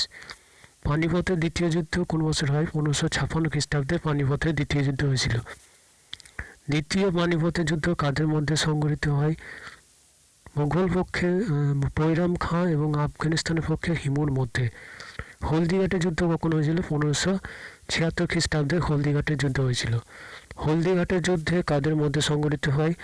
আকবর ও রানী প্রতাপ সিংয়ের মধ্যে হলদিঘাটের যুদ্ধ সংঘটিত হয়েছিল। হলদিঘাটের যুদ্ধে মুঘলদের প্রধান সেনাপতি কে ছিলেন? মানসিংহ। হলদিঘাটের যুদ্ধে মুঘলদের প্রধান সেনাপতি ছিলেন মানসিংহ। রানা প্রতাপ কোন যুদ্ধে মুঘলদের নিকট পরাজিত হয়েছিলেন? এখানে হলদিঘাটের যুদ্ধে রানা প্রতাপ মুঘলদের নিকট পরাজিত হয়েছিলেন। আকবরের জীবনের শেষ যুদ্ধ অভিযান কোনটি? 1601 খ্রিস্টাব্দে খন্দেশের অসিরগড় দুর্গ জয়। আকবরের জীবনের শেষ যুদ্ধ অভিযান খন্দেশের অসিরগড় দুর্গ জয়, 1601। খুবই ইম্পর্টেন্ট প্রশ্ন। পরের প্রশ্ন হচ্ছে, কত খ্রিস্টাব্দে আকবরের মৃত্যু হয়? 1605 খ্রিস্টাব্দে আকবরের মৃত্যু হয়েছিল। কে ভারতের মানসবদারি প্রথা প্রবর্তন করেন? সম্রাট আকবর। মুঘল সম্রাট আকবর ভারতে মানসবদারি প্রথা প্রবর্তন করেন। তিনলাই কে প্রবর্তন করেন? সম্রাট আকবর তিনলাই প্রবর্তন করেছিলেন। আকবরের রাজত্বকালের দুইজন ঐতিহাসিকের নাম করো। আবুল ফজল ও আব্দুর কাদের বদায়ুনী। আকবরের রাজত্বকালে দুইজন ঐতিহাসিক ছিলেন আবুল ফজল এবং আব্দুর কাদের বদায়ুনী। জাহাঙ্গীরের পূর্ব নাম ছিল সেলিম। সম্রাট জাহাঙ্গীর কোন শিখ গুরুর প্রাণদণ্ড দেন? সম্রাট জাহাঙ্গীর পঞ্চম শিখ গুরুর অর্জুন সিংয়ের প্রাণদণ্ড দেন। মালিক অম্বর কে ছিলেন? আহমদনগরের পরাক্রান্ত হাবিসি মন্ত্রী মালিক অম্বর। কত খ্রিস্টাব্দে শাহজাহান সম্রাট হন? 1628 খ্রিস্টাব্দে শাহজাহান সম্রাট হন। শাহজাহানের পূর্ব নাম ছিল খুরম। পরের প্রশ্ন দেখো, তাজমহল কে প্রতিষ্ঠা করেন? শাহজাহান তাজমহল প্রতিষ্ঠা করেছিলেন। মৌর সিংহাসন তৈরি করেছিলেন কে? সম্রাট শাহজাহান মৌর সিংহাসন তৈরি করেছিলেন। আকবরের সভাকবি কে ছিলেন? বীরবল ছিলেন আকবরের সভাকবি। আকবরের রাজসভায় শ্রেষ্ঠ সঙ্গীতজ্ঞ কে ছিলেন? তানসেন। ঔরঙ্গজেব কত খ্রিস্টাব্দে দিল্লির সিংহাসনে বসেন? 1658 খ্রিস্টাব্দে ঔরঙ্গজেব সিংহাসনে বসেন। মারাঠা শক্তির প্রতিষ্ঠাতাকে? শিবাজি ভোঁসলে মারাঠা শক্তির প্রতিষ্ঠাতা। পুরন্দরের সন্ধি 1665 খ্রিস্টাব্দে কাদের মধ্যে হয়েছিল? শিবাজি এবং ঔরঙ্গজেবের পক্ষে জয় সিংয়ের সঙ্গে পুরন্দরের সন্ধি হয়েছিল। কত খ্রিস্টাব্দে শিবাজির রাজ্যাভিষেক হয়? এখানে 1674 খ্রিস্টাব্দে শিবাজির রাজ্যাভিষেক হয়। 1674 খ্রিস্টাব্দে। কোথায় শিবাজির রাজ্যাভিষেক হয়? এখানে রায়গড়ের দুর্গে শিবাজির রাজ্যাভিষেক হয়। শিবাজি কী উপাধি গ্রহণ করেন? শিবাজি ছত্রপতি এবং গোব্রাহ্মণ প্রতিপালক উপাধি গ্রহণ করেন। শিবাজি কত খ্রিস্টাব্দে মৃত্যু হয়? 1680 খ্রিস্টাব্দে শিবাজির মৃত্যু হয়। শিবাজি প্রবর্তিত দুটি রাজস্বের নাম করো। চৌথ এবং সারদেশমুখী শিবাজি প্রবর্তিত দুটি রাজস্বের নাম। শিবাজির অশ্বারোহী সেনাবাহিনীর নাম কী ছিল? শিলাদার বা বর্গির। শিবাজির অশ্বারোহী সেনাবাহিনীর নাম কী ছিল? শিলাদার বা বার্গির। ঔরঙ্গজেব কত খ্রিস্টাব্দে মৃত্যু হয়? 1707 খ্রিস্টাব্দে ঔরঙ্গজেবের মৃত্যু হয়। 1498 খ্রিস্টাব্দে যে পর্তুগিজ নাবিক কালিকটে পৌঁছেছিলেন তার নাম কি? Vasco da Gama. 1498 খ্রিস্টাব্দে পর্তুগিজ নাবিক কালিকটে পৌঁছেছিলেন তার নাম হচ্ছেন ভাস্কো ডা গামা। কত খ্রিস্টাব্দে ভাস্কো ডা গামা প্রথম কালিকটে এবং ভারতবর্ষে এসেছিলেন? 1498 খ্রিস্টাব্দে। লন্ডনে ইস্ট ইন্ডিয়া কোম্পানি কবে প্রতিষ্ঠিত হয়? 1600 খ্রিস্টাব্দে লন্ডনে ইস্ট ইন্ডিয়া কোম্পানি প্রতিষ্ঠিত হয়। কোন ইস্ট ইন্ডিয়া কোম্পানির প্রতিনিধি হিসাবে জাহাঙ্গীর রাজসভায় আসেন? এখানে উইলিয়াম হকিংস ইংরেজ ইস্ট ইন্ডিয়া কোম্পানির প্রতিনিধি হিসাবে জাহাঙ্গীরের রাজসভায় এসেছিলেন। William Hawkins. জাহাঙ্গীরের দরবারে কে ইংলিশ খান নামে পরিচিত ছিলেন? উইলিয়াম হকিংস ইংলিশ খান নামে পরিচিত ছিলেন। ইংল্যান্ডের রাজার দূত হিসাবে কে জাহাঙ্গীর রাজ্যসভায় আসেন? এখানে স্যার টমাস রো। ইংল্যান্ডের রাজার দূত হিসাবে জাহাঙ্গীর রাজসভায় এসেছিলেন স্যার টমাস রো। কে কলকাতা মহানগরীর আধুনিক ইতিহাসের সূচনা করেন? চার্নক কলকাতা মহানগরীর আধুনিক ইতিহাসের সূচনা করেন। কত খ্রিস্টাব্দে কলকাতা মহানগরীর আধুনিক সূচনা হয়? এখানে 1690 খ্রিস্টাব্দে কলকাতা মহানগরীর আধুনিক ইতিহাসের সূচনা হয়। কলকাতা মহানগরীর জন্মকাল দিল্লির সম্রাট কে ছিলেন? সম্রাট অরঙ্গজেব। কলকাতা মহানগরীর জন্মকালে দিল্লির সম্রাট ছিলেন সম্রাট অরঙ্গজেব। কলকাতা ফোর্ট উইলিয়াম কেন ওই রকম নামকরণ করা হয়? কলকাতা ফোর্ট উইলিয়ামের নামকরণ ইংল্যান্ডের রাজা তৃতীয় উইলিয়ামের নামে দুর্গটির নামকরণ করা হয়। শাহজাহানের শাসনকালে এদেশে এসেছেন এমন একজন বিদেশির নাম? ফরাসি বণিক তাভারনিয়ে। শাহজাহানের রাজত্বকালে দেশে এসেছেন এমন একজন বিদেশির নাম হচ্ছে ফরাসি বণিক তাভারনিয়ে। পরের প্রশ্ন হচ্ছে মুঘল যুগে ভারতে একটি বিখ্যাত সুতি বস্ত্র শিল্প কেন্দ্রের নাম উল্লেখ করো। পাটনা, জৈনপুর, বুরহানপুর। পরের প্রশ্ন হচ্ছে মুঘল যুগে ভারতে একটি বিখ্যাত সামুদ্রিক বন্দরের নাম? কালিকট, মছলিপট্টনম, হুগলি, সুরাট। মুঘল যুগে ভারতের সরকারি ভাষা ছিল কোনটি? ফার্সি ভাষা। কে ফার্সি ভাষায় রামায়ণ অনুবাদ করেন? বদায়ুনি ফার্সি ভাষায় রামায়ণ অনুবাদ করেছিলেন। রামচরিতমানস কে রচনা করেন? কবি তুলসীদাস রামচরিতমানস রচনা করেন। চৈতন্য চরিতামৃত কে রচনা করেন? কৃষ্ণদাস কবিরাজ। কৃষ্ণদাস কবিরাজ চৈতন্য চরিতামৃত রচনা করেন। মুকুন্দরাম চক্রবর্তীর একটি শ্রেষ্ঠ রচনা উল্লেখ করো। কবি কঙ্কন চণ্ডী। মুঘল যুগের মারাঠা ভাষার উন্নতিতে সাহায্য করেছেন এমন একজনের নাম হচ্ছে এখানে একনাথ বা তুকারাম। পরের প্রশ্ন হচ্ছে আদি গ্রন্থ বা গুরু গ্রন্থ সাহিব কাদের ধর্মগ্রন্থ? শিখদের ধর্মগ্রন্থ। আদি গ্রন্থ, গুরু গ্রন্থ বা গ্রন্থ সাহিব শিখদের ধর্মগ্রন্থ। পাহাড়ি শিল্পনীতি কোন অঞ্চলে গড়ে ওঠে? এখানে পাঞ্জাবের কাংড়া অঞ্চলে পাহাড়ি শিল্পনীতি গড়ে ওঠে। দশম অধ্যায় দেখো, দশম অধ্যায় আছে মুঘল সাম্রাজ্যের পতন ও ব্রিটিশ শক্তির উত্থান। অরঙ্গজেবের মৃত্যুর পর দিল্লির সিংহাসনে কে বসেন? বাহাদুর শাহ বা শাহ আলম। বাহাদুর শাহ কত খ্রিস্টাব্দে সিংহাসনে বসেন? 1707 খ্রিস্টাব্দে। মুঘল যুগে কারা শহীদ ভ্রাতৃদ্বয় নামে পরিচিত? শহীদ ভ্রাতৃদ্বয় ছিলেন হুসেন আলী শহীদ হাসান আলী। পরে আবদুল্লাহ খান নামে পরিচিত হয়েছিলেন। পরের প্রশ্ন হচ্ছে শহীদ ভ্রাতৃদ্বয় কোন মুঘল সম্রাট হত্যা করেন? সম্রাট ফারুক সিয়ার শহীদ ভ্রাতৃদ্বয়কে হত্যা করেন। শহীদ হুসেন আলী ও শহীদ হাসান আলী। দিল্লির সিংহাসনে মুঘল বংশের সম্রাট কে? দিল্লির সিংহাসনে মুঘল বংশের শেষ সম্রাট ছিল দ্বিতীয় বাহাদুর শাহ। তারপরে দেখো নাদির শাহ কখন 1739 সালে ভারত আক্রমণ করে? 1739 খ্রিস্টাব্দে পারস্যের সম্রাট নাদির শাহ ভারত আক্রমণ করে।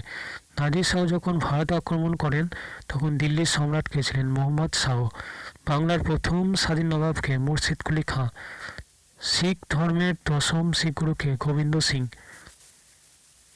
শিখদের মধ্যে কার দ্বারা খালসা প্রবর্তিত হয়? এখানে দশম গুরু গোবিন্দ সিং এর দ্বারা। প্রথম স্বাধীন পেশোয়া কে হন? বালাজি বিশ্বনাথ। কাকে মারাঠা সাম্রাজ্যের দ্বিতীয় প্রতিষ্ঠাতা বলা হয়? প্রথম বাজিরাওকে। কাদের মধ্যে উদগিরের যুদ্ধ সংঘটিত হয়? মারাঠা ও নিজামের মধ্যে। পানিপথের তৃতীয় যুদ্ধ কত খ্রিস্টাব্দে হয়েছিল? 1761 খ্রিস্টাব্দে পানিপথের তৃতীয় যুদ্ধ হয়েছিল। পানিপথের তৃতীয় যুদ্ধ 1761 খ্রিস্টাব্দে কাদের মধ্যে হয়েছিল? মারাঠা ও আহমেদ শাহ আবদালির মধ্যে। পানিপথের তৃতীয় যুদ্ধে মারাঠার পক্ষে সেনাপতি গিয়েছিলেন সদাশিব রাও ভাউ। পানিপথের তৃতীয় যুদ্ধে কে জয়লাভ করেন? আহমদ শাহ আবদালি। পানিপথের 1761 খ্রিস্টাব্দে মারাঠারা কার কাছে পরাজিত হয়? আহমদ শাহ আবদালির কাছে। ভারতের সাম্রাজ্য স্থাপনের প্রথম স্বপ্ন দেখেন কোন ইউরোপীয়? এখানে ফরাসি কূটনীতিবিদ জোসেফ ফ্রান্সিস ডুপ্লে। কত খ্রিস্টাব্দে ইউরোপে অস্ট্রিয়ার সিংহাসনের উত্তরাধিকারের যুদ্ধ শুরু হয়? এখানে 1740 খ্রিস্টাব্দে। দক্ষিণ ভারতের আধিপত্য প্রতিষ্ঠার ক্ষেত্রে ইঙ্গ ফরাসি দ্বন্দ্ব ভারতের ইতিহাসে কিসের যুদ্ধ নামে পরিচিতি ছিল। কর্ণাটকের যুদ্ধ দক্ষিণ ভারতের আধিপত্য প্রতিষ্ঠার ক্ষেত্রে ইঙ্গ ফরাসি যুদ্ধ দ্বন্দ্ব ভারতের ইতিহাসে কর্ণাটকের যুদ্ধ নামে পরিচিত। প্রথম কর্ণাটকের যুদ্ধ কত খ্রিস্টাব্দে হয়? 1764 খ্রিস্টাব্দে প্রথম 1746 খ্রিস্টাব্দে প্রথম কর্ণাটকের যুদ্ধ হয়। কত খ্রিস্টাব্দে ইউরোপের সপ্তবর্ষব্যাপী যুদ্ধ হয়? 1756 খ্রিস্টাব্দে ইউরোপের সপ্তবর্ষব্যাপী যুদ্ধ হয়। কত খ্রিস্টাব্দে ভারতে ইঙ্গ ফরাসি প্রতিদ্বন্দ্বিতার সমাপ্তি ঘটে? 1763 খ্রিস্টাব্দে।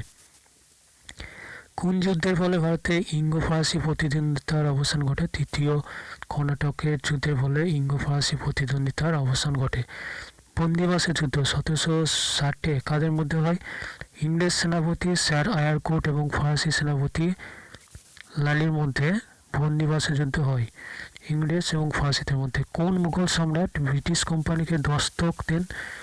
সম্রাট ফারুকশিয়ার ব্রিটিশ কোম্পানিকে দস্তক দেন।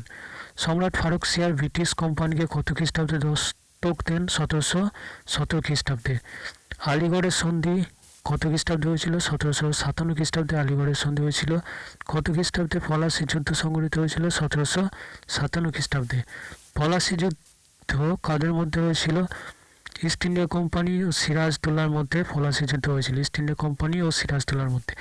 পলাশী যুদ্ধে ইংরেজ পক্ষে সেনাপতি কে ছিলেন? Robert Clive. পলাশী যুদ্ধে ইংরেজদের পক্ষে সেনাপতি ছিলেন রবার্ট ক্লাইভ। বক্সারের যুদ্ধ কোন বছর অনুষ্ঠিত হয়? 1764 খ্রিস্টাব্দে। বক্সারের যুদ্ধে কাদের মধ্যে হয়েছিল? মীর কাসিম, অযোধ্যা, নবাব সুজাউদ্দৌলা ও সম্রাট শাহ আলমের সম্মিলিত কোম্পানির মাধ্যমে। পলাশী যুদ্ধে সিরাজদৌল্লার প্রধান সেনাপতি কে ছিলেন? মীর জাফর। কে মুর্শিদাবাদ থেকে মুঙ্গের বাংলার রাজধানী স্থানান্তরিত করেন? Nawab Mir Kasim. East India company কত খ্রিস্টাব্দে দেওয়ানি লাভ করে? 1765 খ্রিস্টাব্দে। কে ইস্ট ইন্ডিয়া কোম্পানির দেওয়ানি দান করে? সম্রাট দ্বিতীয় শাহ আলম ইস্ট ইন্ডিয়া কোম্পানির দেওয়ানি দান করে। কত খ্রিস্টাব্দে মুঘল ক্লাইভ শেষবার মতো বঙ্গদেশ ত্যাগ করে? 1767 খ্রিস্টাব্দে ক্লাইভ শেষবারের মতো বঙ্গদেশ ত্যাগ করেন। দ্বৈত শাসন কে প্রবর্তন করেন? লর্ড ক্লাইভ দ্বৈত শাসন প্রবর্তন করেন। 76 মন্বন্তর কবে হয়েছিল? এখানে 1176 সালে। বাংলার প্রথম গভর্নর জেনারেলকে? Warren Hastings. কাকে ভারতের মকিয়াভেলি বলা হয়? ভারতের মকিয়াভেলি বলা হয় নানা ফডনবিসকে। কাদের মধ্যে পুরন্দরের সন্ধি হয়েছিল? 1776-এ। মারাঠা ও ইংরেজদের মধ্যে পুরন্দরের সন্ধি হয়েছিল 1776-এ। সলভাইয়ের সন্ধি কত খ্রিস্টাব্দে? 1782 খ্রিস্টাব্দে সলভাইয়ের সন্ধি হয়। সলভাইয়ের সন্ধি কাদের মধ্যে হয়েছিল? মারাঠা এবং ইংরেজদের মধ্যে। কে অধীনতামূলক মিত্রতা নীতি প্রবর্তন করে? Lord Wellesley. কত খ্রিস্টাব্দে বেসিনের চুক্তি স্বাক্ষরিত? 1802 খ্রিস্টাব্দে বেসিন চুক্তি স্বাক্ষরিত হয়। বেসিন সন্ধি 1802 খ্রিস্টাব্দে কাদের মধ্যে স্বাক্ষরিত হয়? পেশোয়া দ্বিতীয় বাজিরাও এবং ইংরেজ কোম্পানির মধ্যে বেসিন চুক্তি বা সন্ধি স্বাক্ষরিত হয় 1802 খ্রিস্টাব্দে। পরের প্রশ্ন হচ্ছে মারাঠা শেষ পেশোয়া কে? দ্বিতীয় বাজিরাও। মারাঠার শেষ পেশোয়া ছিল দ্বিতীয় বাজিরাও। পরের প্রশ্ন ব্রিটিশদের বিরুদ্ধে কে মহীশূরকে শক্তিশালী করে তোলেন? হায়দার আলী। ব্রিটিশদের বিরুদ্ধে মহীশূরকে শক্তিশালী করে তোলে হায়দার আলী। ব্যাঙ্গালোরের সন্ধি কত খ্রিস্টাব্দে? 1784 খ্রিস্টাব্দে। ব্যাঙ্গালোরের সন্ধি কাদের মধ্যে হয়েছিল? মহীশূর টিপু সুলতান এবং ইংরেজদের মধ্যে ব্যাঙ্গালোরের সন্ধি হয়েছিল। শ্রীরঙ্গপত্তমের সন্ধি কাদের মধ্যে হয়েছিল? 1792। মহীশূরের টিপু সুলতান এবং কর্নওয়ালিসের মধ্যে শ্রীরঙ্গপত্তমের সন্ধি হয়েছিল। কোন যুদ্ধে টিপু সুলতানের মৃত্যু হয়? এখানে চতুর্থ ইঙ্গ-মহীশূর যুদ্ধে টিপু সুলতানের মৃত্যু হয় 1799। কে সর্বপ্রথম অধীনতামূলক মিত্রতা নীতি গ্রহণ করেন? অধীনতামূলক মিত্রতা নীতি গ্রহণ করে হায়দ্রাবাদের নিজাম। সৌবল্যের সন্ধি কাদের মধ্যে স্বাক্ষরিত হয়? ইংরেজ কোম্পানি ও নেপালিদের মধ্যে সৌবল্যের সন্ধি স্বাক্ষরিত হয়। কোন গভর্নর জেনারেলের শাসনকালে প্রথম আফগান যুদ্ধ সংঘটিত হয়? লর্ড অকল্যান্ডের শাসনকালে আফগানের যুদ্ধ সংঘটিত হয়। কার শাসনকালে সিন্ধু দেশ ব্রিটিশ শাসনভুক্ত হয়? লর্ড এলেনবারের শাসনকালে সিন্ধু দেশ ব্রিটিশ শাসনভুক্ত হয়। লর্ড এলেনবারের শাসনকালে। আহমদ শাহ আবদালি মোট কতবার ভারত আক্রমণ করেছিলেন? 9 বার। আহমদ শাহ আবদালি মোট 9 বার ভারত আক্রমণ করেন। গুরু গোবিন্দের মৃত্যুর পর কে শিখ জাতির নেতৃত্ব দেন? বান্দা বাহাদুর। পরের প্রশ্ন হচ্ছে পিতা পিতা মহাসিংহের মৃত্যুর পর রণজিৎ সিং কোন মিছিলের নায়ক হয়েছিলেন? এখানে সুকারচরিয়া মিছিলের। অমৃতসরের সন্ধি কত খ্রিস্টাব্দে স্বাক্ষরিত? 1809 খ্রিস্টাব্দে। অমৃতসরের সন্ধি কাদের মধ্যে হয়েছিল? রণজিৎ সিং এবং ইংরেজদের মধ্যে, ইংরেজ কোম্পানির মধ্যে। চিলি আউনআউলাই 1849-এ ডালহৌসির শত্রুপক্ষ কে ছিল? এখানে শিখ শক্তি। সত্য বিলোপ নীতিকে প্রবর্তন করেন লর্ড ডালহৌসি। সত্য বিলোপ নীতি প্রবর্তন করেন লর্ড ডালহৌসি। ভূমি রাজস্ব আদায়ের জন্য পাঁচশালা বন্দোবস্ত প্রবর্তন করেন কে? ওয়ারেন হেস্টিং পাঁচশালা বন্দোবস্ত প্রবর্তন করেন। কে চিরস্থায়ী বন্দোবস্ত প্রবর্তন করেন? লর্ড কর্নওয়ালিস চিরস্থায়ী বন্দোবস্ত প্রবর্তন করেন। কত খ্রিস্টাব্দে ভারতীয় চিরস্থায়ী বন্দোবস্ত প্রবর্তিত হয়? 1793 খ্রিস্টাব্দে। কে কবে কলকাতা মাদ্রাসা স্থাপন করে? এখানে 1781 খ্রিস্টাব্দে ওয়ারেন হেস্টিংস কলকাতা মাদ্রাসা স্থাপন করেন। কত খ্রিস্টাব্দে ব্রিটিশ ভারত শাসন আইন প্রবর্তিত হয়? 1784 খ্রিস্টাব্দে। কে কত খ্রিস্টাব্দে এশিয়াটিক সোসাইটি প্রতিষ্ঠা করে? 1784 খ্রিস্টাব্দে। এশিয়াটিক সোসাইটি কে প্রতিষ্ঠা করেন? Sir William Jones. কে বারাণসীতে সংস্কৃত কলেজ প্রতিষ্ঠা করে? জোনাথন ডানকন 1792 খ্রিস্টাব্দে বারাণসীতে সংস্কৃত কলেজ প্রতিষ্ঠা করেন। শ্রীরামপুর ব্যাপটিস্ট মিশন কলেজ কে প্রতিষ্ঠা করেন? এখানে উইলিয়াম কেরি, মার্সম্যান ও ওয়ার্ডার সহযোগিতায়। কত খ্রিস্টাব্দে হিন্দু কলেজ প্রতিষ্ঠা হয়? 1817 খ্রিস্টাব্দে। হিন্দু কলেজের বর্তমান নাম প্রেসিডেন্সি কলেজ। কে কবে স্কুল বুক সোসাইটি প্রতিষ্ঠা করে? ডেভিড হিয়ার 1817 খ্রিস্টাব্দে স্কুল বুক সোসাইটি প্রতিষ্ঠা করেন। আলেকজান্ডার ডাফ যে কলেজটি প্রতিষ্ঠা করেন সেটির নাম হচ্ছে জেনারেল অ্যাসেম্বলিজ ইনস্টিটিউশন, বর্তমানে কটিস চার্চ কলেজ। কোন বড়লাটের সময় কলকাতা মেডিকেল কলেজ স্থাপিত হয়? লর্ড উইলিয়াম বেন্টিংয়ের সময় কলকাতা মেডিকেল কলেজ স্থাপিত হয়। কলকাতা মেডিকেল কলেজ কোন বছর প্রতিষ্ঠা? 1835 খ্রিস্টাব্দে। আজ কলকাতায় যেটি জাতীয় গ্রন্থাগার নামে পরিচিত সেটির জন্ম কবে হয়? 1835 খ্রিস্টাব্দে। হুগলি মহিসিন কলেজ কে কোন বছর প্রতিষ্ঠিত হয়? 1836 খ্রিস্টাব্দে। কোট সাহেবের প্রতিবেদন বা নির্দেশনামা কবে ঘোষিত? 1854-তে। বাংলা গদ্য সাহিত্যের প্রথম বইটির নাম কি? 1801 সালের প্রকাশিত উইলিয়াম কেরির কথোপকথন। বাংলা ভাষায় প্রকাশিত প্রথম সাপ্তাহিক সংবাদপত্র কোনটি? 1818 খ্রিস্টাব্দের উইলিয়াম কেরি সম্পাদিত সমাচার দর্পণ। উইলিয়াম কেরি সম্পাদিত সমাচার দর্পণ। বাংলা ভাষায় প্রকাশিত প্রথম দৈনিক সংবাদপত্র কোনটি? সংবাদ প্রভাকর। ঈশ্বরচন্দ্র গুপ্ত সম্পাদিত সংবাদ প্রভাকর। 1839 সালে ঈশ্বরচন্দ্র গুপ্ত সম্পাদিত সংবাদ প্রভাকর বাংলা ভাষায় প্রকাশিত প্রথম দৈনিক সংবাদপত্র। খুবই ইম্পর্টেন্ট। ঈশ্বরচন্দ্র বিদ্যাসাগর রচিত যে কোনো একটি পুস্তকের নাম করতে বলেছে। বর্ণপরিচয়, ব্যাকরণ, কৌমুদী, কথামালা। তারপরে দেখো, রবীন্দ্রনাথ কাকে বাংলা ভাষার প্রথম যথার্থ শিল্পী বলে অভিহিত করেছেন? ঈশ্বরচন্দ্র বিদ্যাসাগর মহাশয়কে। ভারতের প্রথম আধুনিক মানুষ বলা হয় রাজা রামমোহন রায়কে। আত্মীয় সভা প্রতিষ্ঠা করেন রাজা রামমোহন রায়কে। কে কবে ব্রহ্ম সমাজ প্রতিষ্ঠা করেন? রাজা রামমোহন রায় 1828 খ্রিস্টাব্দে ব্রহ্ম সমাজ প্রতিষ্ঠা করেন। কে ব্রহ্ম সমাজ প্রতিষ্ঠা করেন? রাজা রামমোহন রায়। ডিএজিও কে ছিলেন? ডিএজিও ছিলেন হিন্দু কলেজের তরুণ অ্যাংলো ইন্ডিয়ান অধ্যাপক ও নববঙ্গ দলের প্রতিষ্ঠাতা। ডিএজিওর ছাত্রগণ কী নামে পরিচিত? নববঙ্গ দল বা ইয়াং ইন্ডিয়া নামে পরিচিত ছিল ডিএজিওর শিষ্যরা। ডিএজিওর একজন শিষ্যের নাম করে প্যারীচাঁদ মিত্র, রসকৃষ্ণ মল্লিক, রাধাকান্ত সিকদার, রামতনু লাহিড়ী, মধুসূদন দত্ত। কার সহযোগিতায় লর্ড বেন্টিং ঠগীদের দমন করেন? এখানে কর্নেল স্লিম্যানের সহযোগিতায় লর্ড বেন্টিং ঠগীদের দমন করেন। Colonel Sleeman. কোন সালে সতীদাহ প্রথার অবসান ঘটে? 1829 সালে সতীদাহ প্রথার অবসান ঘটে। কে সতীদাহ প্রথা নিষিদ্ধ বা উচ্ছেদ বা রোধ করেন? Lord William Bentinck. বিধবা বিবাহ আইন কোন বৎসর কার্যকরী হয়? 1856 খ্রিস্টাব্দে আইন করে কে বিধবা বিবাহ প্রচলন করে? এখানে বিদ্যাসাগর মহাশয় প্রচেষ্টায় লর্ড ডালহৌসি বিধবা বিবাহ আইন প্রণয়ন করে। স্বাক্ষর করেন বা বিধিবদ্ধ করেন ক্যানিং। হরিশ্চন্দ্র মুখোপাধ্যায় যে পত্রিকাটি সম্পাদনা করেন সেটির নাম হচ্ছে দ্য হিন্দু প্যাট্রিয়ট। সন্ন্যাসী বিদ্রোহ কত খ্রিস্টাব্দে স্বাক্ষরিত হয়? 1763 খ্রিস্টাব্দে। চুয়ার বিদ্রোহ কত খ্রিস্টাব্দে হয়? 1799 সালে ফরাজি আন্দোলনের সূত্রপাত করেন হাজী শরীয়তুল্লাহ। ভারতের ওয়াহাবি আন্দোলনের প্রকৃত প্রবর্তক কাকে বলা হয়? সৈয়দ আহমদকে ভারতের ওয়াহাবি আন্দোলনের প্রকৃত প্রবর্তক বলা হয়। কে বঙ্গদেশে ওয়াহাবি আন্দোলনের নেতৃত্ব দেন? তিতুমির বঙ্গদেশে ওয়াহাবি আন্দোলনের নেতৃত্ব দিয়েছিলেন। কোল বিদ্রোহের একজন নেতা বুদ্ধ ভগৎ, সুইমুন্ডা, সিংরাই মাঙ্কি এবং বিন্দ্রাই মাঙ্কি। সাঁওতাল বিদ্রোহ 1855 খ্রিস্টাব্দে শুরু হয়েছিল। সাঁওতাল বিদ্রোহের একজন নেতার নাম হচ্ছে সিধু কানু এবং কত খ্রিস্টাব্দে? 1857 খ্রিস্টাব্দে সাঁওতাল বিদ্রোহ হয়। সিপাহী বিদ্রোহ সর্বপ্রথম কোথায় আত্মপ্রকাশ করে? কলকাতার কাছে ব্যারাকপুরে সিপাহী বিদ্রোহ প্রথম সূচনা হয়। কোন গভর্নর জেনারেলের সময় ভারতের সিপাহী বিদ্রোহ হয়েছিল? লর্ড ক্যানিংয়ের সময় ভারতের প্রথম সিপাহী বিদ্রোহের সূচনা হয়। সিপাহী বিদ্রোহের প্রথম শহীদ মঙ্গল পাণ্ডে।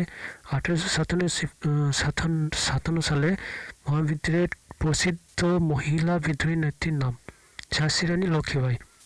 ঝাঁসি রানীর বিখ্যাত কেন? ঝাঁসি রানী 1857 মহাবিদ্রোহের বিদ্রোহী নেত্রী বলে।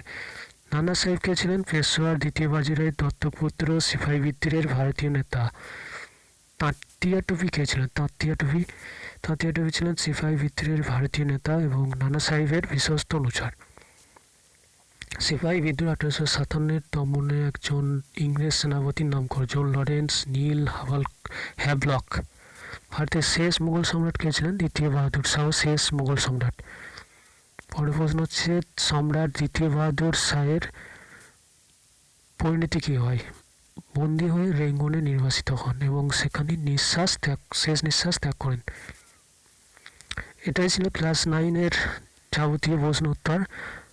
এরপরে শুরু হবে ক্লাস 10। তোমাদের যদি ভিডিওটা লাইক করো তাহলে পরের ভিডিওতে তোমাদের রিয়াকশান আমি জানতে চাই, কারণ পরের ভিডিওটার জন্য তোমরা কি বলছো, বা তোমাদের যদি ভালো লাগে তাহলে কিন্তু পরের ভিডিওটা আমি আপলোড করে দেবো খুব শীঘ্রই। সুতরাং অবশ্যই লাইক করো এবং কমেন্ট সেকশনে জানাও। So thank you. তোমাদের যদি হেল্প হয় তাহলে আমি খুবই খুশি হব। So thank you.